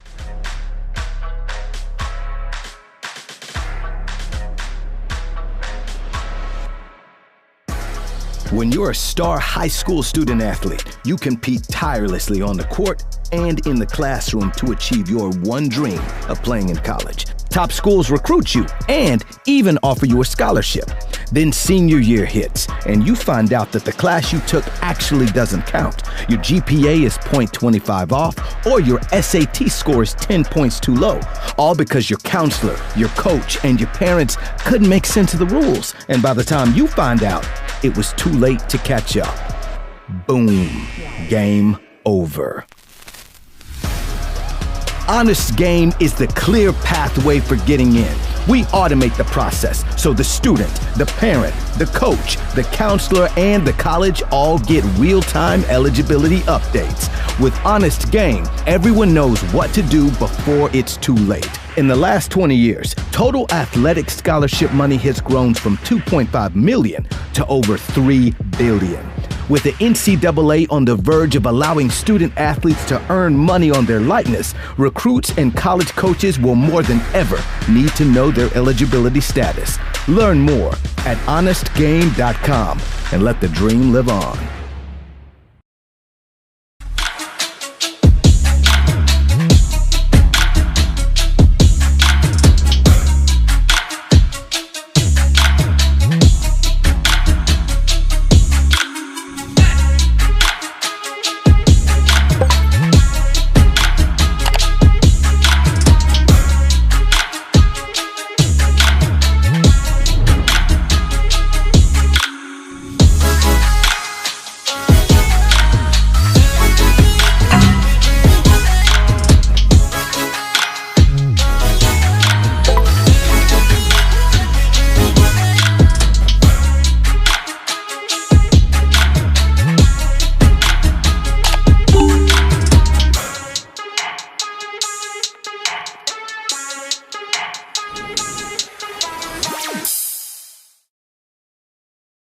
Let's get back to living and let White as Snow Cleaning and More help you along the way. White as Snow Cleaning and More is committed to a higher standard of clean. Our staff is both professional and dependable. Whether it's residential or commercial, no job is too big nor too small. Call us for a free estimate, 850-866-2031. White as Snow Cleaning and More is committed to a higher standard of clean so you can get back to living. Is SportsThread, and this is the new free SportsThread app, changing recruiting forever. Once again, here we go. Know the name, know the flow. The first social network made for athletes, where you can show your talent. Thought I was weak, huh? You ain't see the work I put in all week, huh? And where you can be seen by athletes, fans, and coaches nationwide. Upload all your stats to the app. Get exposure to college coaches. Get clout. And get certified with a check mark that will change your life. Join the squad. Download the SportsThread app today. SportsThread, it's always free.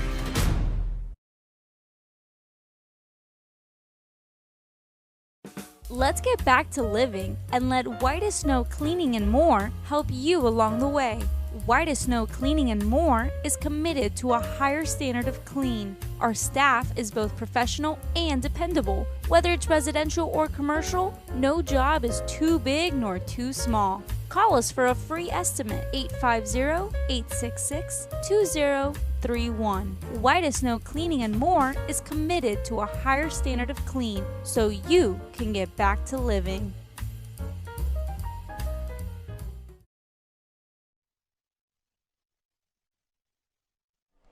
And we're back here from Gene Cox Stadium, jumping into the halftime report here so far. Of course, the 1-0 advantage for your Tallahassee Soccer Club Battle Lions. Thank you for joining us however you may do so, whether you're streaming on the YouTube, the Tallahassee Soccer Club website, or listening to us on the old terrestrial radio here, 93.3 Real Talk locally in Tallahassee. As you can see, 1-0 here at the break for Tallahassee at halftime. And we're going to bring in our stats man, Joe Ward, friend of the program. Joe, thanks for coming through today, man. What did you think of the first half of action here tonight? I know you love the numbers, so let's crunch those down, but maybe give us a little big picture of your thoughts. How's the atmosphere down there in the stands? You're with the people. You're giving out high fives, kissing babies, signing autographs, as you do when you come down to the G. They're fired up. They're fired up. They're just glad soccer is here. But one thing I'm noticing is Tallahassee has mostly been on this side of the field the whole first half. Mm-hmm. Side out is 22-18 for Jacksonville. Throw-ins? Throw-ins. It's 22-18 Jacksonville. Now, shots on goal, 6-1. There was one shot Jacksonville did that nobody touched, but that goalie, Castrua, yes, correct. He's been spot on. I got him for 5 saves so far. Shots is 6-1. That has to change in the second half. Tallahassee's got to get some offense on this side of the field. And that's something we talked about before the game, just establishing possession so you're not just sending the ball forward and recklessly taking shots. And we kind of got lucky. Had a breakthrough on one. Everybody was in the right place at the right time. Great awareness from Cy. But, yeah, we definitely got to methodically build up that attack and hold on to the ball a little bit longer. Here's a stat I got for y'all that I don't think you're going to see this in too many I don't know why I was about to say hockey, soccer. It did feel like a power play down there last, 5 or 10 minutes, didn't it? Jacksonville, relentless pressure down there. Corner kicks, which is something everybody looks at. I think this is the first soccer game I've ever seen where one team has 0 corner kicks in the first half. Jacksonville had 3, and one of them was a pretty fair scoring opportunity, turned into a pretty fair scoring opportunity for them. Yeah, that was the one where they sent the ball back post. Just goes over Dylan Bartell. Yeah, and he did, and the goalie did get saved because he had a hand touched it. Yep. Sometimes all you need is a little finger. I got a couple of those one time, and just redeflect it. Just get it off goal, and it goes into the stat book as a save. That's all you need. Here, because the ball, when it hit the goal. It acted like it hit his hand, and it hit the post and went over. Yeah, he just kind of redirected it. Here, but the main thing I'm seeing is Tallahassee has to establish something on offense. And if not for no other reason, just get some time down on the offensive end. Sure. Take a little pressure off the defense. Oh, absolutely. But, I mean, this is a team. This is a real David and Goliath matchup Jupe and I have been talking about the last week or so, where Jacksonville was first in the whole league last year. They beat us 2-1 and 4-0. I mean, so to even be tied with them at the half, that's what Jupe and I were saying before the game. To go into the half tied would be a success. To come out of here with a point, we're up 1-0 right now. So, obviously, we want to take and alleviate some of that pressure off of the defense. I completely agree. But this is a team that's going to come at you no matter what. So you just got to limit those chances. And I think all things considered, the Tallahassee Battle Lions did a great job of limiting those chances. It's a big win for them so far here, because when you look at the schedule, the schedule. Schedule's right. The schedule, 5 of the first 6 are here. You better make hay in these first 6, because when you get to the back end, road trip after road trip. Oh, boy. Yep. Road trip upon road trip and only one home game. So you better make hay here in the beginning, because when you get to the back end, Yeah, it'll be up for grabs back then. So you got to start off hot, come in strong. And, I mean, we couldn't have imagined a better start, I think, to begin this season. So against one of our biggest rivals and, just right here in our backyard, we got a huge crowd that's backing us and standing and cheering. And I don't see too many Jacksonville fans. And there were quite a few last year, so I think that's already boding well for us. A little bit of Section 904 showing up to the right here, Trent. Enough to make some noise. Nah, but I haven't heard of Pete. Hey, so far so good here for TSC, but Joe obviously out in the crowd for the goal. I believe it was 13th minute. Cy Fontenot punches it in. Known affectionately, here's cousin Cy here in the TSC community. Joe, It was in the 13th minute. Take me through that, man. Was was the through ball, and then what happened? It was through ball. Fontenot was good, just coming right up the middle. The goalie for Jacksonville came out too far. He did. He put himself in a bad spot because Fontenot was almost right on top of him. Here, the goalie did look like he did get a hand or something on the ball, but then the ball, because the ball when it first hit, kind of took a bit of a funny looking thing. A deflection kind of. Deflection. But then that thing rolled straight like a putt on green, right in there. Oh yeah, what a golf analogy. You know me so well, Joe. I appreciate it. But yeah, no, Cy Fontenot, he brings so much defensive pressure. Jupe and I were talking about how whenever they give him the ball, there's like 3 dudes that just collapse all around him, their whole defense essentially, and he just pokes it around him, and the keeper comes out and. Well, what Tallahassee might want to do on that, if Fontenot is going to draw 2 or 3 guys. Always. Yeah. Then one or two other Tallahassee Battle Lions needs to get in position because somebody is going to be open. To play off of him, yeah. To play off of it because if Fontenot's drawing that much coverage, it's like basketball. It's like football. Yeah. Somebody somewhere else on the field is open. And that's the thing is I've seen Cy get a ball. Somebody immediately is on him. He turns and just tries to play a quick ball to where somebody should be into space. And nobody's there. And everybody's still back on defense. You know, and it's tough. You know, you're using all your energy to stay back and keep this game with us in the lead. But, you know, you still got to go out and help support the attack so that you can't – it's a catch-22. But one adjustment you look for in the second half is that, first thing, Tallahassee's got to get more on the offensive end. But if Fontenot gets out ahead of the pack, there needs to at least be 2 more coming. Yeah. Here, at least give them some help, give them some support. Yeah. But the main thing I'm seeing is they got to spend more time on the offensive end, give that defense a little bit of a blow. Yeah, and that's the thing. Because they are playing a 5-back formation, they are vulnerable out wide. If you get them on the counterattack, these guys are pushed up, then you got numbers. You're going 4 or 5 on 3. And so hopefully we can maybe make a sub or just, get a breather, get some Gatorade and catch our breath and be able to put that pressure on them here in the second half, Joe. Absolutely, guys. So we talk about kind of getting out of the offensive pressure. We know the strike force that the Armada have, and especially positionally with them. Of course, playing a 3-4-3 formation, there will be some mismatches in some odd spaces that you see against as we run a 4-4-2 typically and have so far, guys. So there are little pockets here, but we wondered the back end of this team, right? Completely switched out. You had no Sammy Friedrich that you lost. You had a David Monroe. You had Grant Wallum. These were guys all huge parts, especially early in this season. And then, of course, when the Wofford guys got back into town, you wondered how the new center backs would work. Guys, tell me about the big man, Robbins-Pierre, number 8 in the middle, who's actually a goalkeeper as a sidebar, and then also, of course, the old TU man, Jack Chambers, number 5 and number 8, locking down the center back positions here for TSC. They've done a nice job in the first half for Tallahassee. The one that's been doing the free kicks, by the way, the free kicks, I have an 8-7 right now, Jacksonville on the free kicks. Okay. Here.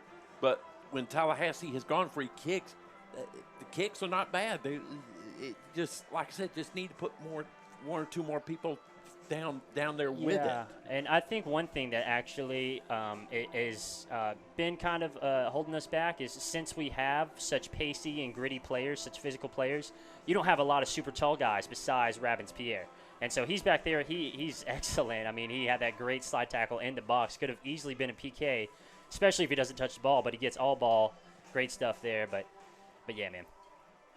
Absolutely. And on the other side, of course, we talk about Braswell. A little bit of a surprise, Trent. One of the things we liked about Dominguez watching film on him are his ground skills, his judgment when he comes out of the box, and his ability to slide through, of course, as the goalkeeper potentially here today. But, of course, Braswell getting the nod, and he kind of gets caught out with Cy Fontenot. Thoughts Would we see a change? I don't believe He's still out Dominguez there. is in the 18. So this may be the lone goalkeeper that Jacksonville brought, that Coach Krasanovich has brought along for the journey. But what'd you think about that? Of course, the decision. One of the things we loved about Braswell when we talked pregame. Or excuse me, one of the things we talked about Dominguez here. Of course, I got it backwards. No, you just threw me off. I was like, I don't remember talking about Braswell pregame. Surprise. But Dominguez, he had a big leg on him. He was able to send the ball up pretty far, and he kind of played as like that sweep keep. And we saw Braswell try to do that, and I can't remember at this point if he was inside or outside the box when Cy took the shot, but honestly, I think he was just outside of it, so he couldn't put a hand on it, and he, really kind of miscalculated that. And that's tough as a keeper. You got to come off, and you got to get in their way, cut off the angles. But, yeah, Cy just too fast, man. Gets to the ball first, and nothing but net from Cy Fountain now. Absolutely. We're getting ready to rock and roll here from half number 2. And, of course, Jacksonville will kick us off here. Of course, Joe, you going to continue to ride with us here, big dog? I'm riding. Okay, here we go. Andrew Jupe, Joe Ward, Trenton Young on the call here from Gene Cox Stadium on Tallahassee Soccer Club Live. It's TSC Game Day, baby. And, of course, on the radio, our new partners, shout out to the boys and the ladies over at 93.3 WVFT Real Talk Radio coming aboard with us. They said we needed to have the Battle Lions this year.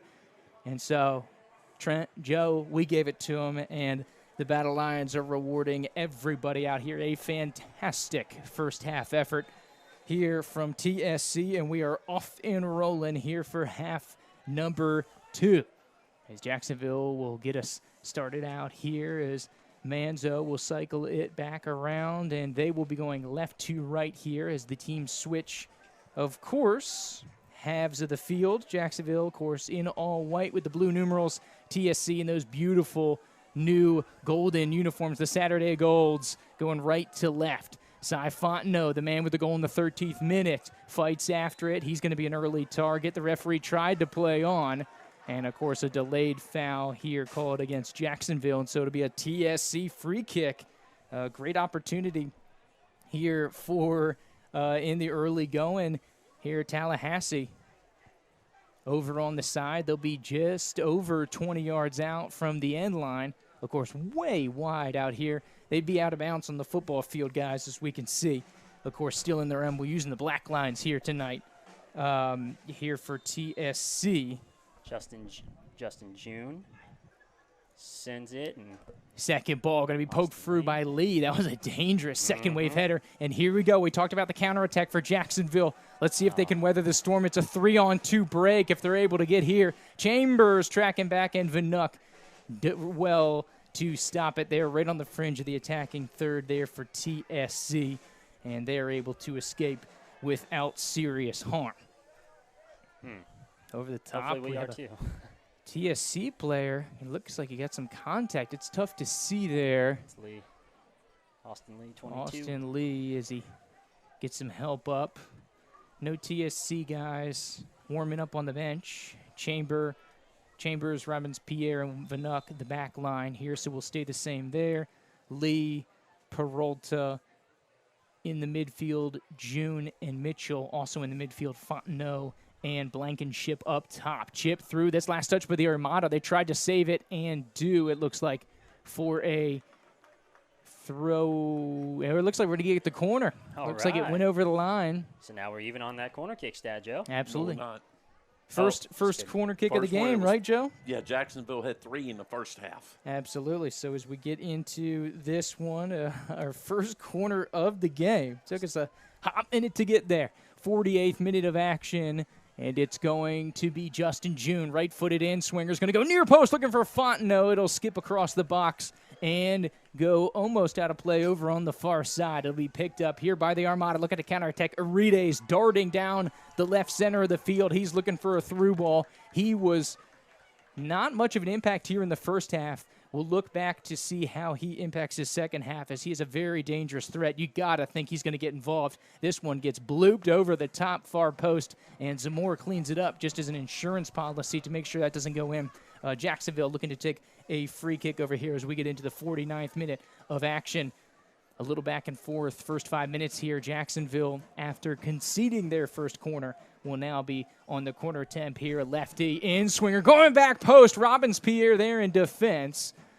Jacksonville hoping for a foul to be called in the box there, but a little early in the season to be getting those type of calls here. First game. And you know these NPSL refs, they let them play a little bit, especially at the beginning. I know we're going into the second half now, but we've only got one card so far. Probably had 10 dozen fouls. Of course, Zamora sitting on yellow. Here the only man, like you said, Trent, being booked, as this one's targeted for Joey P. wearing the captain's band today in Johnny Fitzgerald's absence.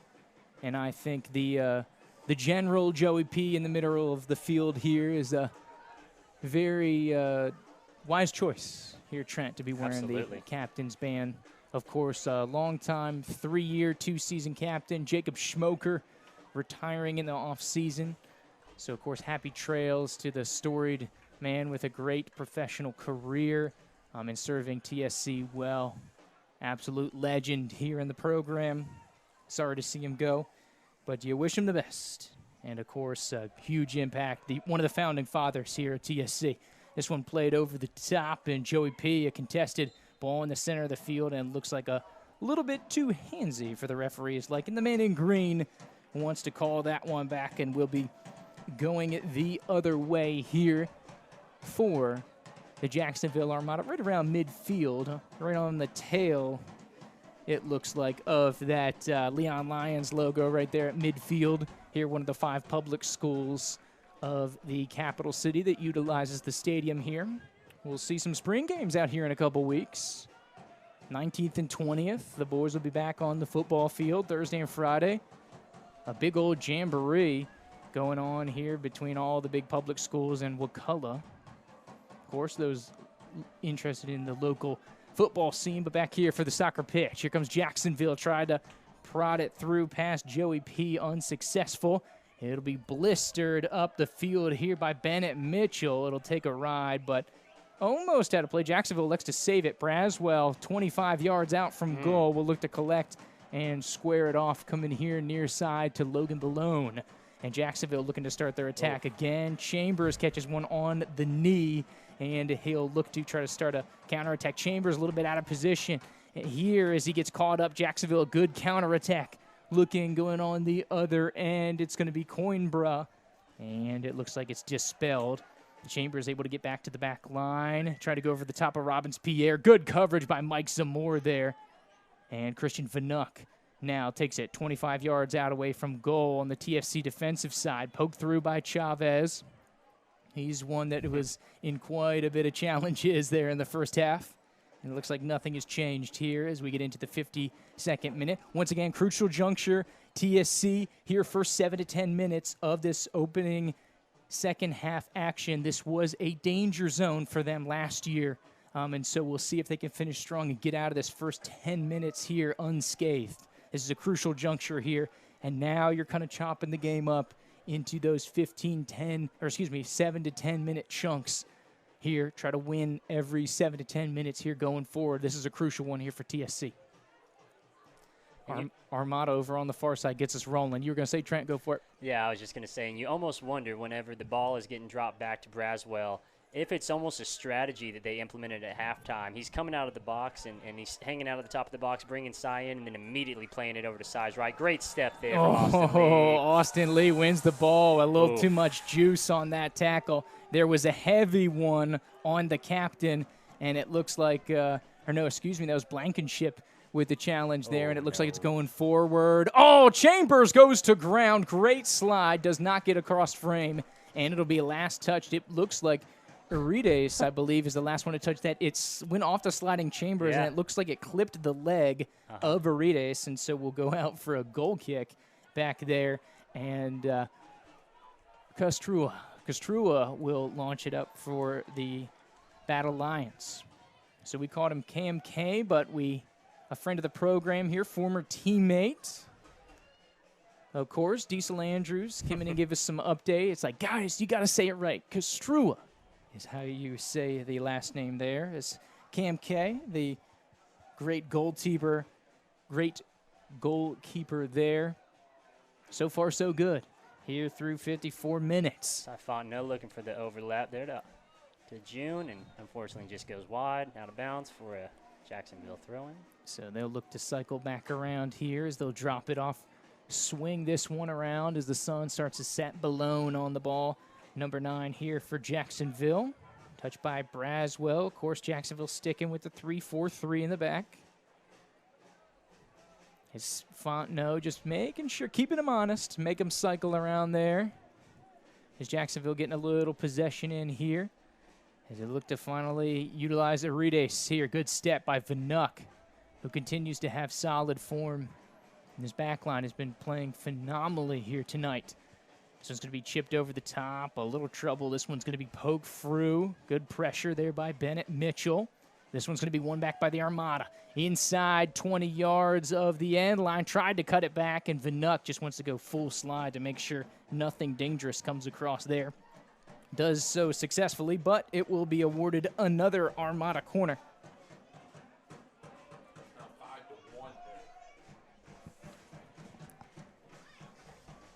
5-1 on corner kicks now. Here, that's got to change. Pressure building here from Jacksonville, and this one will be looking for the back post. Couldn't get on the end of it. It'll go out of play here on the near side just for a throw-in. We'll stay with the Armada. Balone.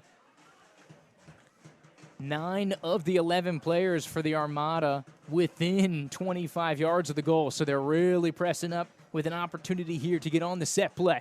Centraling ball, and a dangerous left foot will beat Kastrua, and it puts Jacksonville on the board here as their initial score of the season here in the NPSL. With an opportunity here to get on the set play. Centraling ball, and a dangerous left foot will beat Kastrua, and it puts Jacksonville on the board here as their initial score. So Jacksonville will get back on level terms. And we're back to the old even Steven here, gentlemen, in the 56th minute. Did we see the number on the goal scorer there, guys, as we were going through the switch? It was such a rocket that we kind of got lost in traffic there. So we'll wait for official word by Jacksonville. Good finish there to tie it up 1-1. So this one is back to Braswell. So now the game dynamic has changed a little bit. Both teams on even terms as the supporters from Jacksonville starting to get a little more proud and a little more loud here to our right in the press box. 57th minute of action. We are all level here. Andrew Jupe, Trenton Young, Joe Ward on the call for you today. James Ward on the camera. Tried to go over the top. Jack Chambers with a nice win here. Second ball, Justin June centering, looking for Joey P. And cycle back around for the Armada as they're able to reset. Swing it out wide, play down the line. Tried to get a little 1-2. Initially won back by Lee. FSU grad and centered and swung here by Jacksonville. They're on the fringe of the attacking third right now. Birkland with it. We'll dump it back on the sideline. Arides trying to go through in dangerous territory. This one's going to be towered over the top, over for a goal kick here to TSC. But a response by the Armada here in the second half. Just outside the first 10 minutes of the second frame. Has us back on level pegging. This is Strua. Back behind the goal, looking to give it a right-footed blast here for TSC. Going over the top, one well, a secondary ball, one again by Vanuk. Now at midfield, Fontenot with a touch. This one tried to be played over the top, looking for Blankenship, a direct pass, and this one's going to go back to Braswell, and he will just blast it into the opposing far side stands over there by that beautiful, monstrous tifo that TSC, the supporters group, and the members here put together and organized. A beautiful looking piece. New addition to the stadium here. Looks pretty darn good. Oh, yeah. Oh, yeah. Here for the 2022 season. Over on the far side, it's Austin Lee. Out to the perimeter here. The Armada will win it back. And here's Arides, the danger man here for the Armada. Played up down the left wing over on the far side. Barreling into the 18. Heavy challenge. Chambers gets all ball. Great win there by Chambers to get it out of trouble. And it will be out of play for an Armada throw. They're about 20 yards from goal over there on the far side in front of that giant Battle Lions banner.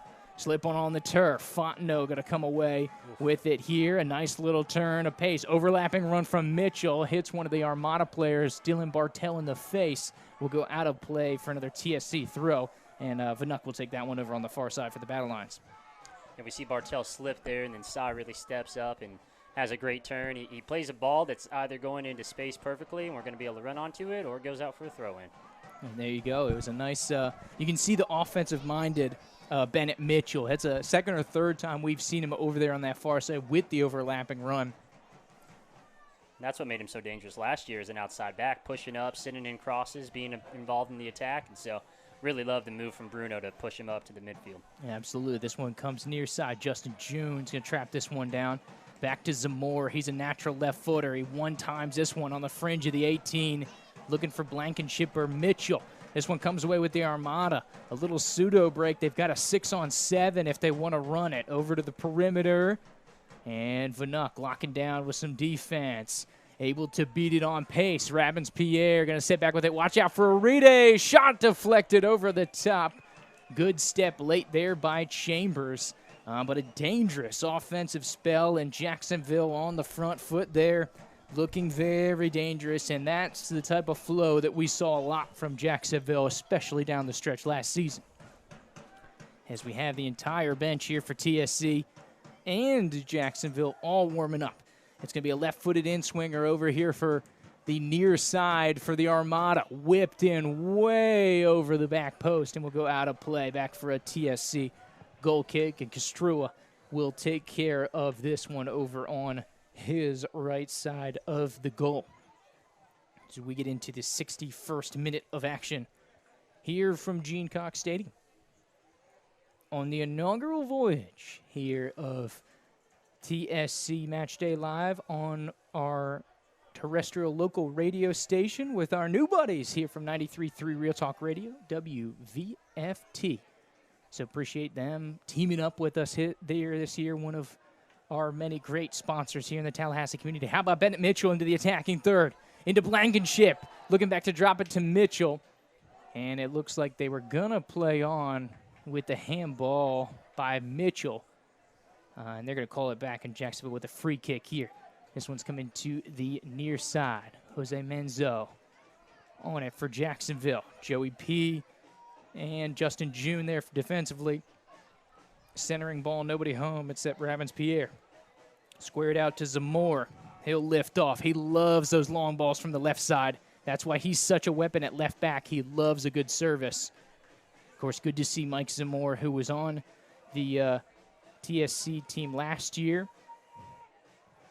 Good to see him back in the fold here this year. Once again, back in the starting lineup on that left-hand side. Coming centrally for the Armada. Played off right around midfield. Pursuit given by Fontenot. Squared back into the defending half here for Jacksonville by Howe. He'll control it, get out of the center circle. Service over the top. He's trying to hit Chavez down the wing, but Rabbins Pierre is all on top of it, and he'll clear it out down the right sideline. Able to keep it in play, Bennett Mitchell. And Jacksonville, a desperation clearance by Dylan Bartell. It'd be out for a TSC throw-in. Substitution on the way in here for TSC.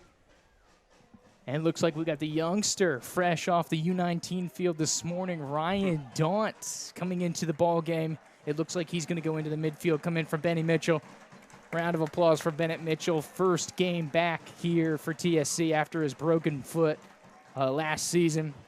Fantastic effort, but let's see how the youngster can do. Of course, younger brother of Drew Daunt, who's going to be joining TSC back in a couple weeks when he gets back from Belmont Abbey. He's playing collegiate ball this season. You see Bennett Mitchell, he definitely did not want to come out. This is a guy who has fought so hard to get back here to this position, but Bruno just keeping him fresh. Don't know if there are any lingering injury question marks still, but just love to see him getting back out here, and a great performance for Ben Mitchell tonight. Chambers wins it out of the back. Dropped off to Rabbins Pierre. Oof. Threaded through. Nice little split from the big man. Whoop. Little turnaround. Pressure from Aride. Stumps it out wide. Looking for Daunt. He's able to poke it free. Second effort. Little give and go. A little too much mustard. And you got to be wondering, how about the Warriors' effort by Daunt? Of course, I think he threw down 90 minutes this morning in the U19 championship game against New Orleans. He comes back for the senior team game 7 hours later between kickoffs, and he's trying to do it between the end of the U19 game and the beginning of this game. Of course, he had a fantastic semifinal versus the Roots. Got a goal, didn't he? Yeah, I believe he did get a goal there as he threads through traffic. This one's Charles Blankenship. There's Daunt. A nice little centering ball to Fontenot. Fontenot will be pursued by 2 defenders of the Armada. They'll try to dump it out wide right in front of the TSC bench. And this one's going to be out of play. And it'll be a throw-in here for Zamora. Will take care of business here on the near side. Great stuff from side to keep that in bounds. Mike trying to switch it. Looking for the youngster Daunt there. This one twists out, but one back by Vanuk. And here's Daunt. See if we can get a centering ball out of this one. Oh, it's on the ground. Vanuk inside the box. Probably wants to get on the left foot. Drop back for Joey P. Peralta from the top of the box, and a captain's goal for Joey P. and TSC once again with the advantage here in the 65th minute. It's a TSC goal!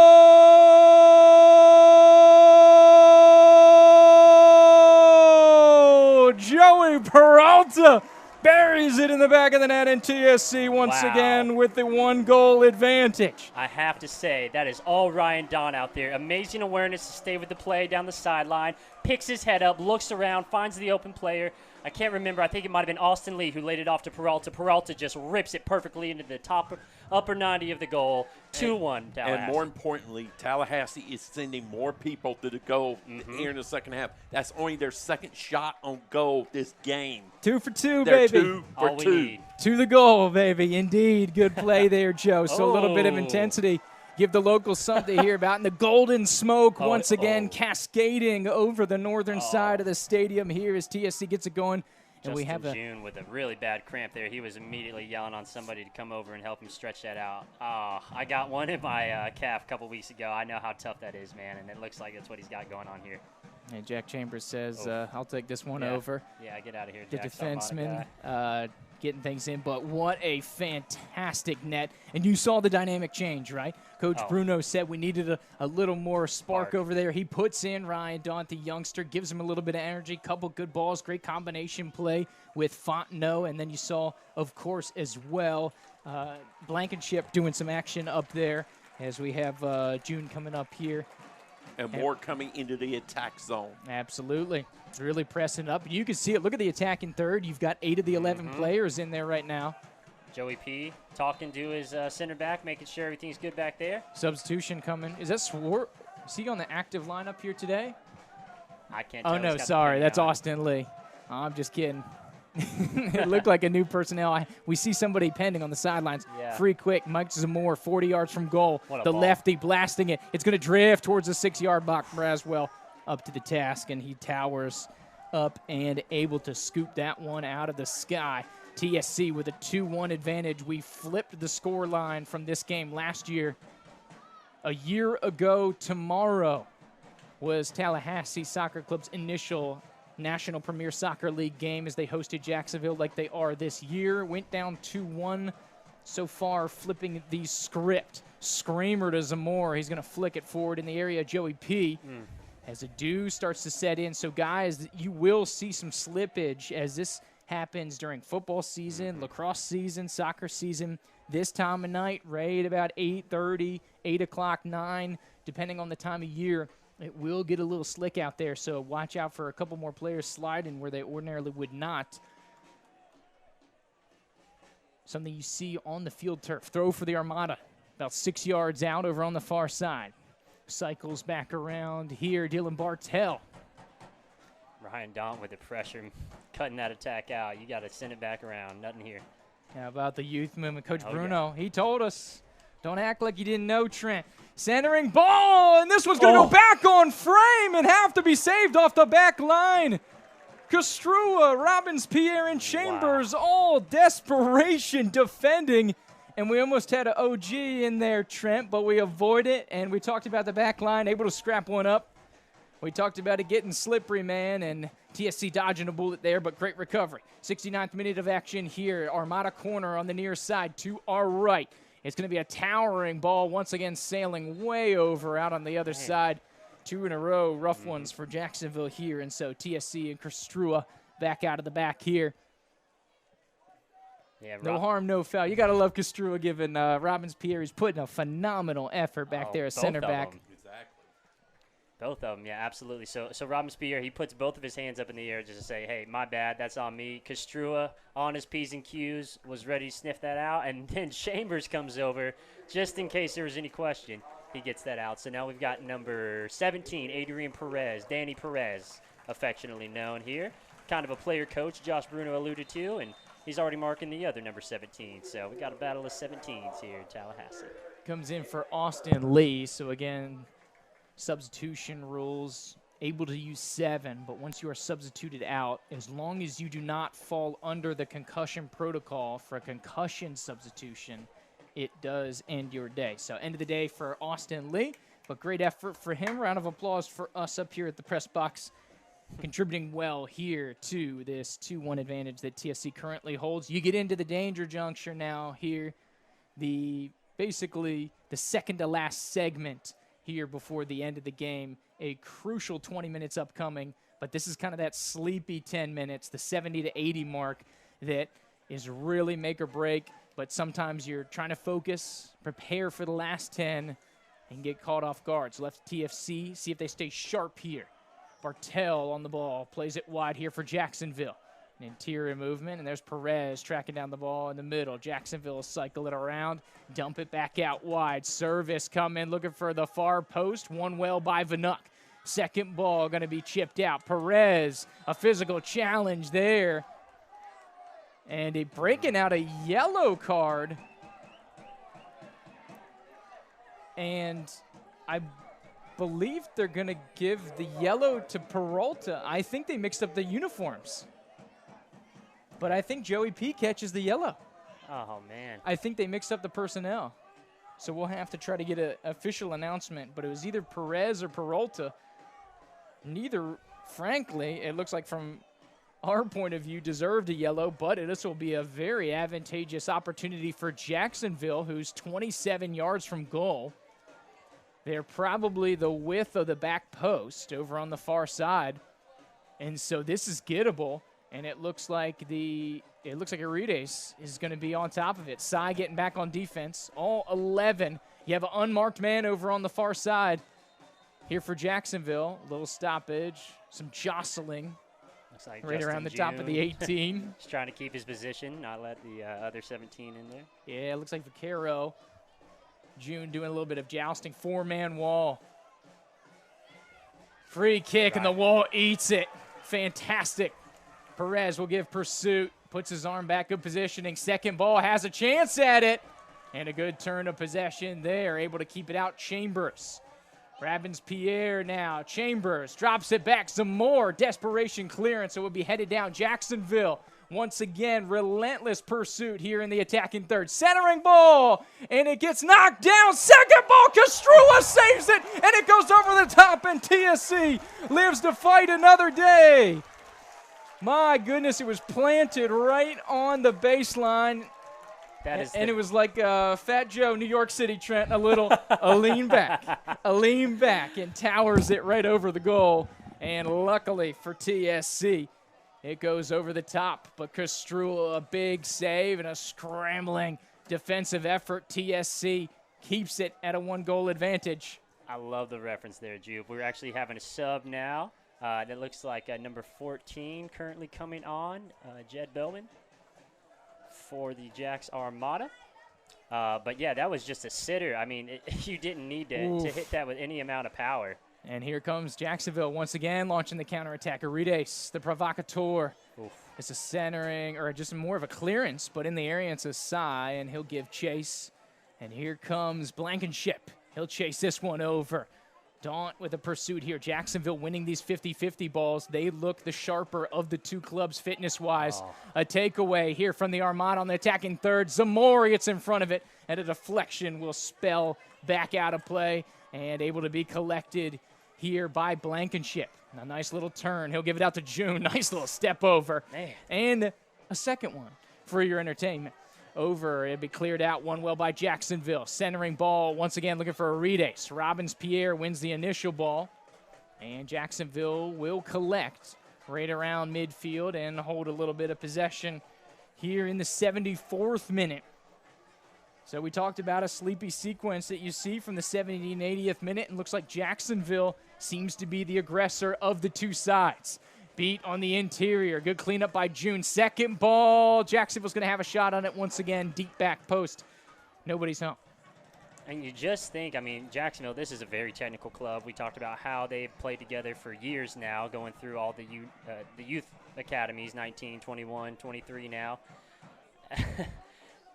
And, you know, it just seems like Tallahassee's gotten in their head at this point, and they're just overthinking these little simple mistakes. And we got another sub coming on, and who's that, man? That's my main man. That's Mateus Bittencourt, reigning 2021 Big Bend Player of the Year.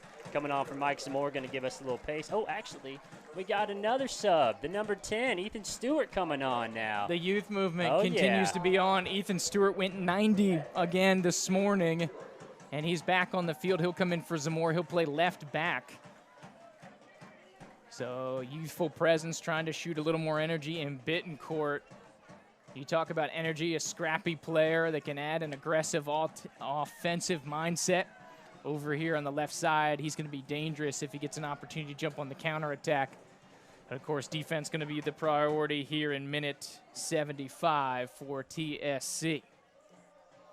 Cycled through, trying to break through. Spin move, a nice little piece of class. Secondary effort and appeals for penalty. Jacksonville looks like they're going to get one as the referee points at the spot. That's tough. That's tough. Takedown in the box, and who else? Arides is going to head to the spot. So Castrua, same side of the field. Just going to put it out there, as we had a penalty kick similar here in a New Orleans situation of a tight ball game. The Wofford Wall, Grant Wallum, keeper last year, able to stand tall with a fantastic effort to his left. So the Cypriot national, Alexandros Arides, looking to bury this one in for Jacksonville.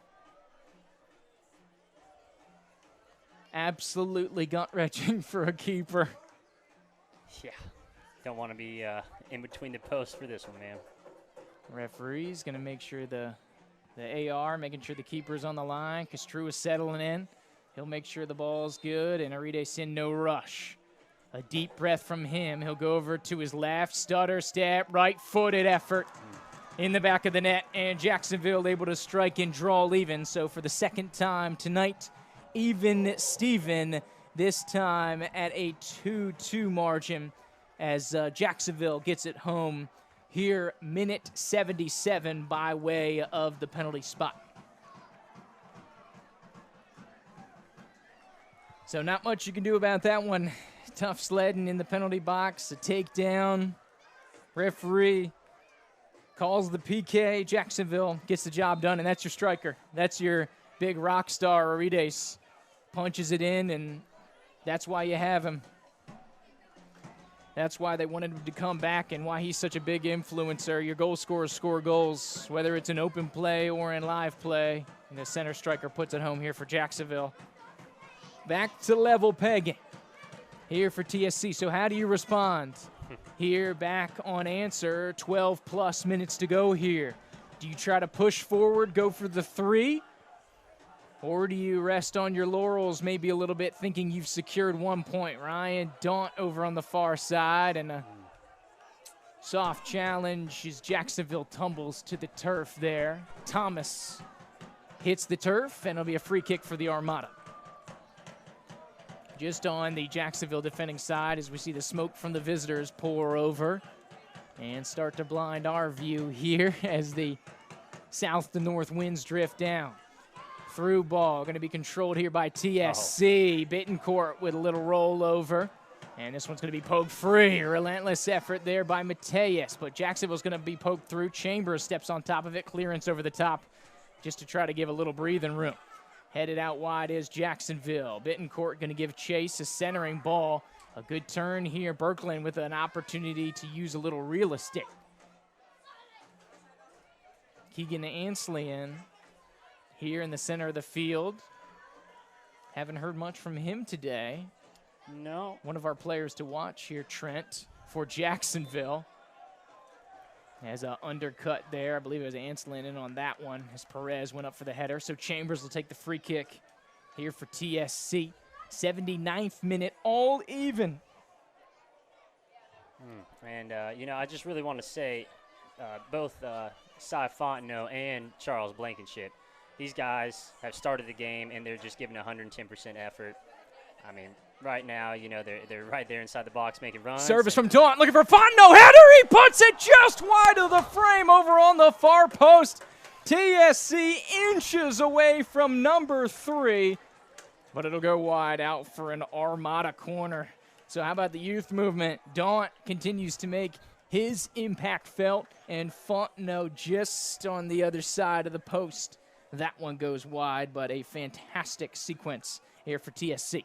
But, Jupe, I think you got your answer about what they're going to do. If they got numbers, they're pushing. If not, then let's try to make sure we get that point. Absolutely. Absolutely love the aggressiveness going forward here. And you wonder if there's 1 or 2 more substitutions on the offensive end for TSC if they try to go after it to be made here. You got a couple guys on the bench that would fall into that criteria. So you look at 15, Corey Osgood, potentially a spark plug jumping in on the attack. As we see some movement on the TSC bench here. It's going to be a throw-in for the Armada here, 81st minute. In no rush is Jacksonville.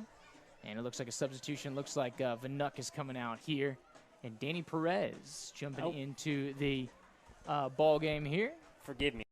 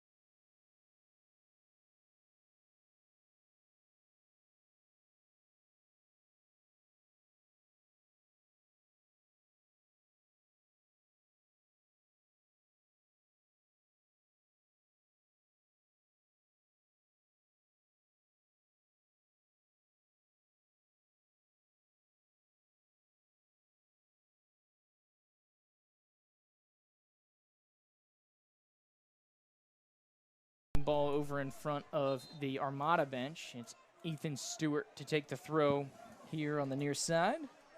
The Leon Lions man got himself signed up, going to play collegiate ball here, and we talked about another offensive piece, and there we go. Michael Fussell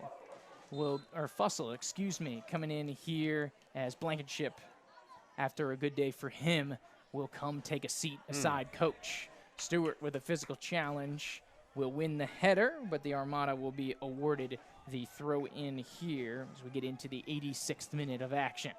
Irides has one skip up on his arm. They say ball to hand, and here comes Fussell.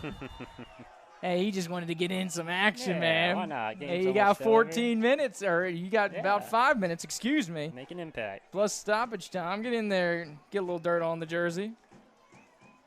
I don't mind it. Slow up play a little bit. Still outside the attacking third here. Got it. Fussell seeing his first action here with TSC. Actually, shout out to Michael Fussell. Graduated from FAMU last night, guys. Congrats. Coming back on a Saturday. Big weekend for Michael Fussell. Graduate from Florida A&M and then come in, play a little soccer at the highest level here in Tallahassee.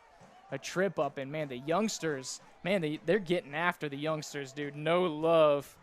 Daunt, a lot of physical contact from the Armada, as has Ethan Stewart so far, as Chambers will set this one back, the TU man.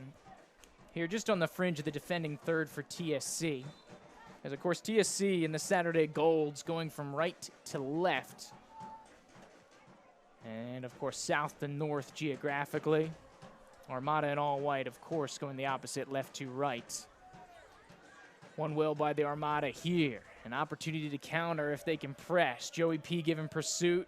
Tried a little give and go. Peralta on top of that one. It's spilling out. Great slide there by Ethan Stewart. Will succeed the throw in, but able to stop the initial threat from the Armada. 88th minute of action now. Crucial juncture. Adrian Perez giving chase. Jacksonville switching sides of the field here to Bowman. Looking to set up. We got a streaker going through the top of the 18 box, but Danny Perez wins it well. Great ball all the way through to Fontenot off the top line. Fussell wants the through ball. It's a foot race on the fringe of the attacking third and a dive on the back, but there's enough contact to call that one back. Won the positioning, got on the swimming cap, put on the goggles, head first dive into the turf there as they get that free kick. Back to the Armada. They're looking to counter. 89th minute of action now. TSC fan, no way you got any fingernails. You have to chew into them a little more here for the final 2+ minutes. An arid square and ball goes all the way back to the left back here for Jacksonville. And they'll cycle it back here near side for Penzone. He's going to be pursued here by Fontenot, trying to keep him honest. Nice little distribution, a little triangle over here on the near side, trapped inside the box. Tried for the half volley. Rabbins-Pierre's in there. Adrian Perez able to clean it out, and it will be collected back by Jacksonville. Second ball coming in, and it goes right over the head of Anselin. He definitely had the best shot at that one. He's going to be guarded by Chambers out for a TSC goal kick. As we were in the late 89th minute, and we do have a player down. It looks like Rabbins-Pierre. And we will get a hold up here. As looks like Jack Chambers is going to stretch him out. So this will add to stoppage time, guys. So buy us a little time here on this side of 90. Center ref Tyler Welsh going over, checking out the situation, making sure everything's all good. I believe Rabbins-Pierre is going to stay on.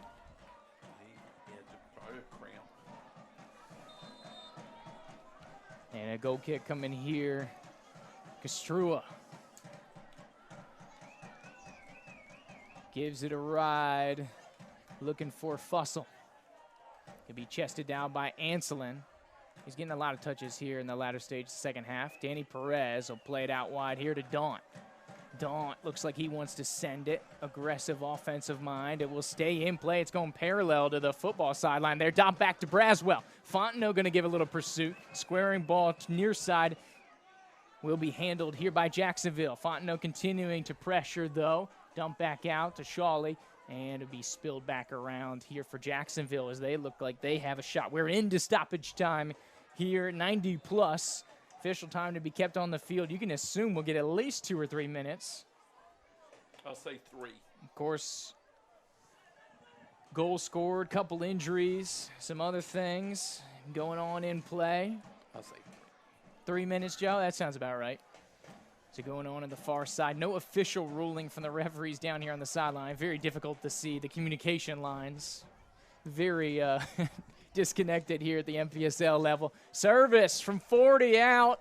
It's going to get to the back post. Second wave, and it looks like it'll be offside for Jacksonville on the second ball coming through there.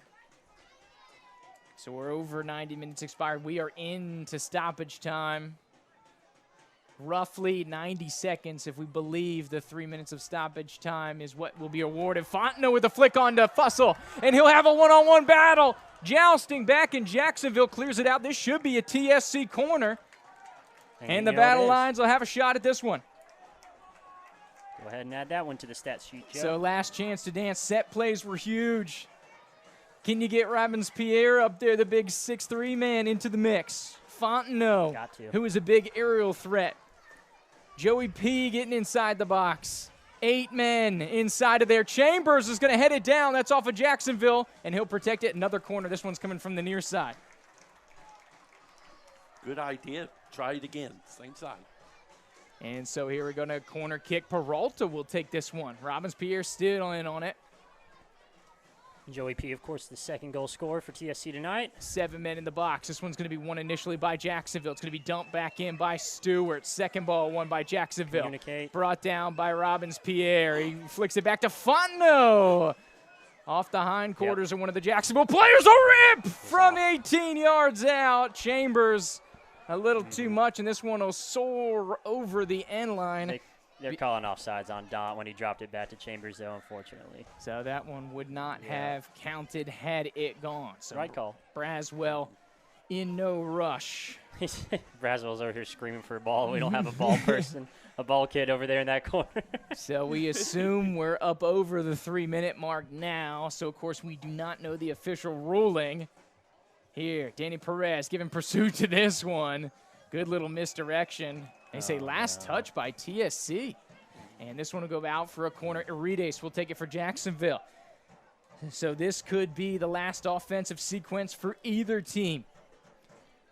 An opportunity for TSC to stand strong, hold on to one, and an opportunity for a gut-wrenching finish here potentially for Jacksonville. Keeper's 50 yards off his line. If we can get the ball and rip it over his head. Service. Ball won by Jacksonville. The second ball had it, but whiffed it. Stewart in the area. And this may be the final whistle once Castrua blasts this one off. Looks like we have a man down. Is that Robbins-Pierre? And I believe it is. Yeah. As he went down the last sequence. There was definitely some physicality down in there. Oof, Jacksonville had a chance on the doorstep, though, boys. That was very, very dangerous. And this may be just about it once Castrua gives us a ride here from the right side of the goal kick. Welsh checking his watch. Chambers got the bigger leg between the two, him and Castrua, so he's going to rip this one, and hopefully we can get somebody, possibly Fussell, go ahead and head this down to Cy. Goes to Daunt. Let him play. Sequence will evolve. Jacksonville win the secondary header. Adrian Perez trying to get some piece of the body on that one. I love it. Bruno's always going to have a gritty team. A for effort, man. Fussell's going to step in front of this one, delay it. You make Welsh blow his whistle. Mismatch. Open Armada player down here on the far side. This one's going to scream down the middle in the area of Anselin. Castrua will give a trap and game set and match 2-2 level pegging as TSC holds down the fort, protected the Gene, and a level pegging. They come out with 1 point. Jacksonville and TSC currently atop the Gulf Coast Premier standing, tied for first. You know, pretty good feeling. You know, a little heartbreaking to think, you know, we had 3 points. We were up once, we were up twice. And we were tied twice. So, hey, man, we need to take you out to Biloxi, Mississippi or Las Vegas and get you to bet. You were spot on with that 2-2 score prediction. So, almost had Cy sneak it in and get that 3-2 win, which would have been great. But, hey, man, we're not even at our full strength yet. We still got Johnny Fitzgerald, our captain, coming back. We've got Ryan Daunt coming back. We've got Drew Daunt. We've got all kinds of players returning, as Jacksonville will. So this is going to be a very, very big matchup going out to Jacksonville later in the season. 5 out of those 6 games next month, those will be away. So really excited to get out here with a point. I was telling you, I thought we had to come out of this with at least bare minimum a point, and we did. I mean, this is top 2 teams we're going to play this year, so I'm cool with it. You'll take the tie. You Oh will. yeah, You absolutely. take the tie. You get a point. So I know tie isn't the best thing in the world, but tie here, it's a good start to the season. Oh yeah, Absolutely, against the top dog. If you asked earlier in the week, I think this would be, I don't know about a federal offense, guys, but potentially I think for Jacksonville, they would have assumed this is a little misdemeanor for TSC coming away with a point here. Oh, A little yeah. petty theft here for a team that finished second to last in the table, as TSC did, to the top dogs, who we know is going to be a top 2, if not at the top dog again here, so we think, when they come back around. But TSC holding strong, and reinforcements are on the way, guys. We have coming back next week, we assume we'll get Kari Davis. Johnny may be back. Drew also may be back, but those guys coming through very, very shortly, so things looking up here for TSC. But keep in mind, remember what I said at halftime. You've got to make hay this first half of the season with 5 out of 6 at home. Even though tonight was a tie and you got a point, you came out here with a point here, because when we get to the back end, it's like, oh boy, it's hang on here. So you better make hay right now, and this is a good way to start the season. agreed. And Juke talking about petty theft. I mean, we almost committed grand theft auto here, dude. That was almost a big time offense there. So, Well, but you'll take it. no, for sure, I'm not complaining at all. But You'll take it. But, man, that was real close. There were a couple plays there. Could have gone either way. Great game, we'll take it. I'm happy. I'm feeling good. It was a ride. Youth movement is alive and well. We really had those youngsters step up. And Cy Fontenot looking at the crowd, I'm giving him a round of applause. And that's Love the your cousin thing. Cy. Coach Bruno bring in the youngsters Yep. there late in the game. They had energy. Oh, yeah. And he's building depth Yep. for down the road. Absolutely. Here, a smart move. Absolutely. And that was kind of the genesis, right? The conversation why they created the U19s in the fall of this year is to reinforce the senior team, and they were supposed to cooperate. The always plan. The senior team would train with the U19 team, make them better. The U19 would fill in with absences, because at the semi-pro guys, we're not bringing in teams and players and contracts and big money acquisitions here, guys. These This- are local dudes. And so, like, when weddings, funerals, heaven forbid, marriages, we're going to see some ups and downs in this roster. We will need to lean on these U19 guys. This is why you have a development league like the U19, because like I said, it builds depth for your program. And if you got people who's not going to be here for one reason or another, tonight you got some youngsters that can fill in and get it done. Absolutely. Absolutely. So we got to go over our players of the game, guys. So I'm going to give you each an opportunity. Tell me your player of the game and justify it. Trent, I'm going to let you go first. I already know the answer, but I want to hear it on the record here for those that tuned in here for the Real Talk Radio and Tallahassee Soccer Club YouTube stream here today. Who player of the match? Man of the match. Josiah Fontenot, number 11 in your program, number 1 in your heart.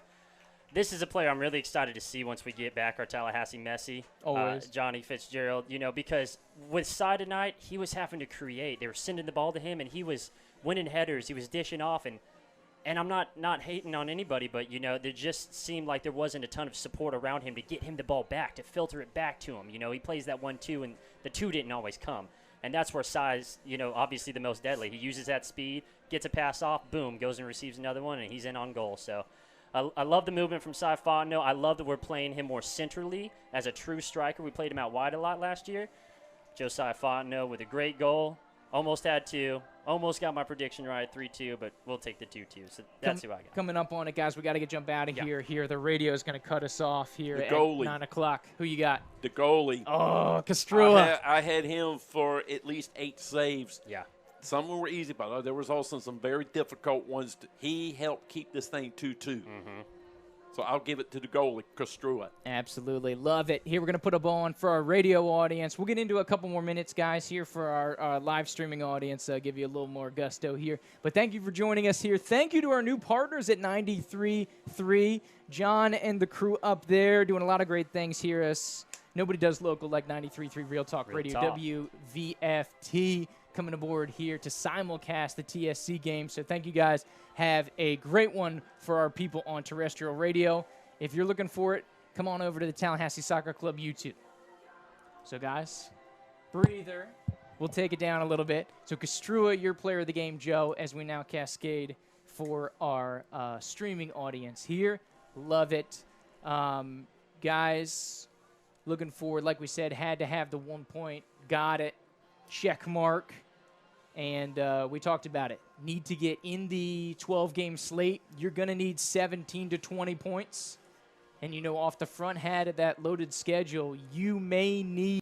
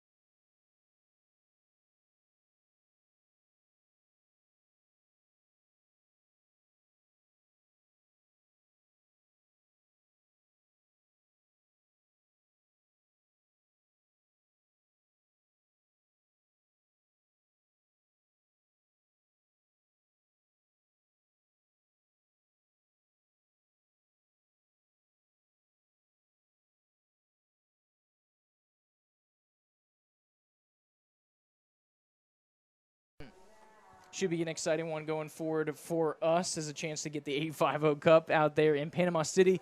Guys, any last thoughts on this ball game or the direct next week? Because even though it's a tie, I think it's a win big picture to be able to get a point against the top dog here in Jacksonville. Got to come out with a win next week. Big one. In Panama City. Get the max points because then you got the 4 straight here. And then here comes that brutal back end. Yep. So I'm figuring by looking at the schedule, I'm figuring I think I'm going to go up about another point or two higher than what you're thinking. You said we need 14 on the front end? I'm going between 12 and 14 by the time this 6-game stretch is over. Because like I say, you got 4 straight after Panama City. You got 4 straight here. You better win most of them. Here and get the max points because after that it's going to get incredibly hard on that back end. Absolutely. So yeah, you look at it, it'll be Southern States here. You talk about that stretch, right? It'll be Pensacola here, who finished top 4 last year. Southern States here, who finished top 4 last year. New Orleans, who also finished top 4 last year. And then there's one more in the front half that I'm missing. We play AFC late. Who's the other one I'm missing? Southern States? I said Southern States. Southern States, New Orleans, Pensacola. Do we double down with the Roots? Oh, and the Roots. And then the Roots will come back around. Yeah, so you have those 4 games, an opportunity to get after it, like you said, Joe. So the future is bright, but we'll get the reinforcements here soon. But, guys, thanks for coming aboard here the maiden voyage with the new stream, the new technology. We switched platforms, so those of you who've been able to find us or will tune in later, thank you for coming aboard with us. Andrew Jupe, Trent Young, James Ward, Joe Ward, all part of the broadcast here tonight. Thanks again to our new partners, 93.3 Real Talk Radio, WVFT FM here in Tallahassee. Thanks again to all the sponsors and all the contributors here. We appreciate it, those who were named and unnamed of TSC. Greatly appreciate you allowing the soccer team to exist and us coming forward here. But that's all for the boys. Make sure to check out Tallahassee Soccer Club social media, usually TLH Soccer Club for all forward announcements. If you're looking for more news, analysis, noise, whatever, check out the boys here, Tally SC Talk on social media. Trent and myself do a little TSC-centric podcast, interviews, game recaps, game previews, a little behind enemy lines is where we talk about other teams, and a lot of fun. And so come back with us. But thank you for all that came aboard. Take care. Have a great rest of your graduation weekend here in Tallahassee.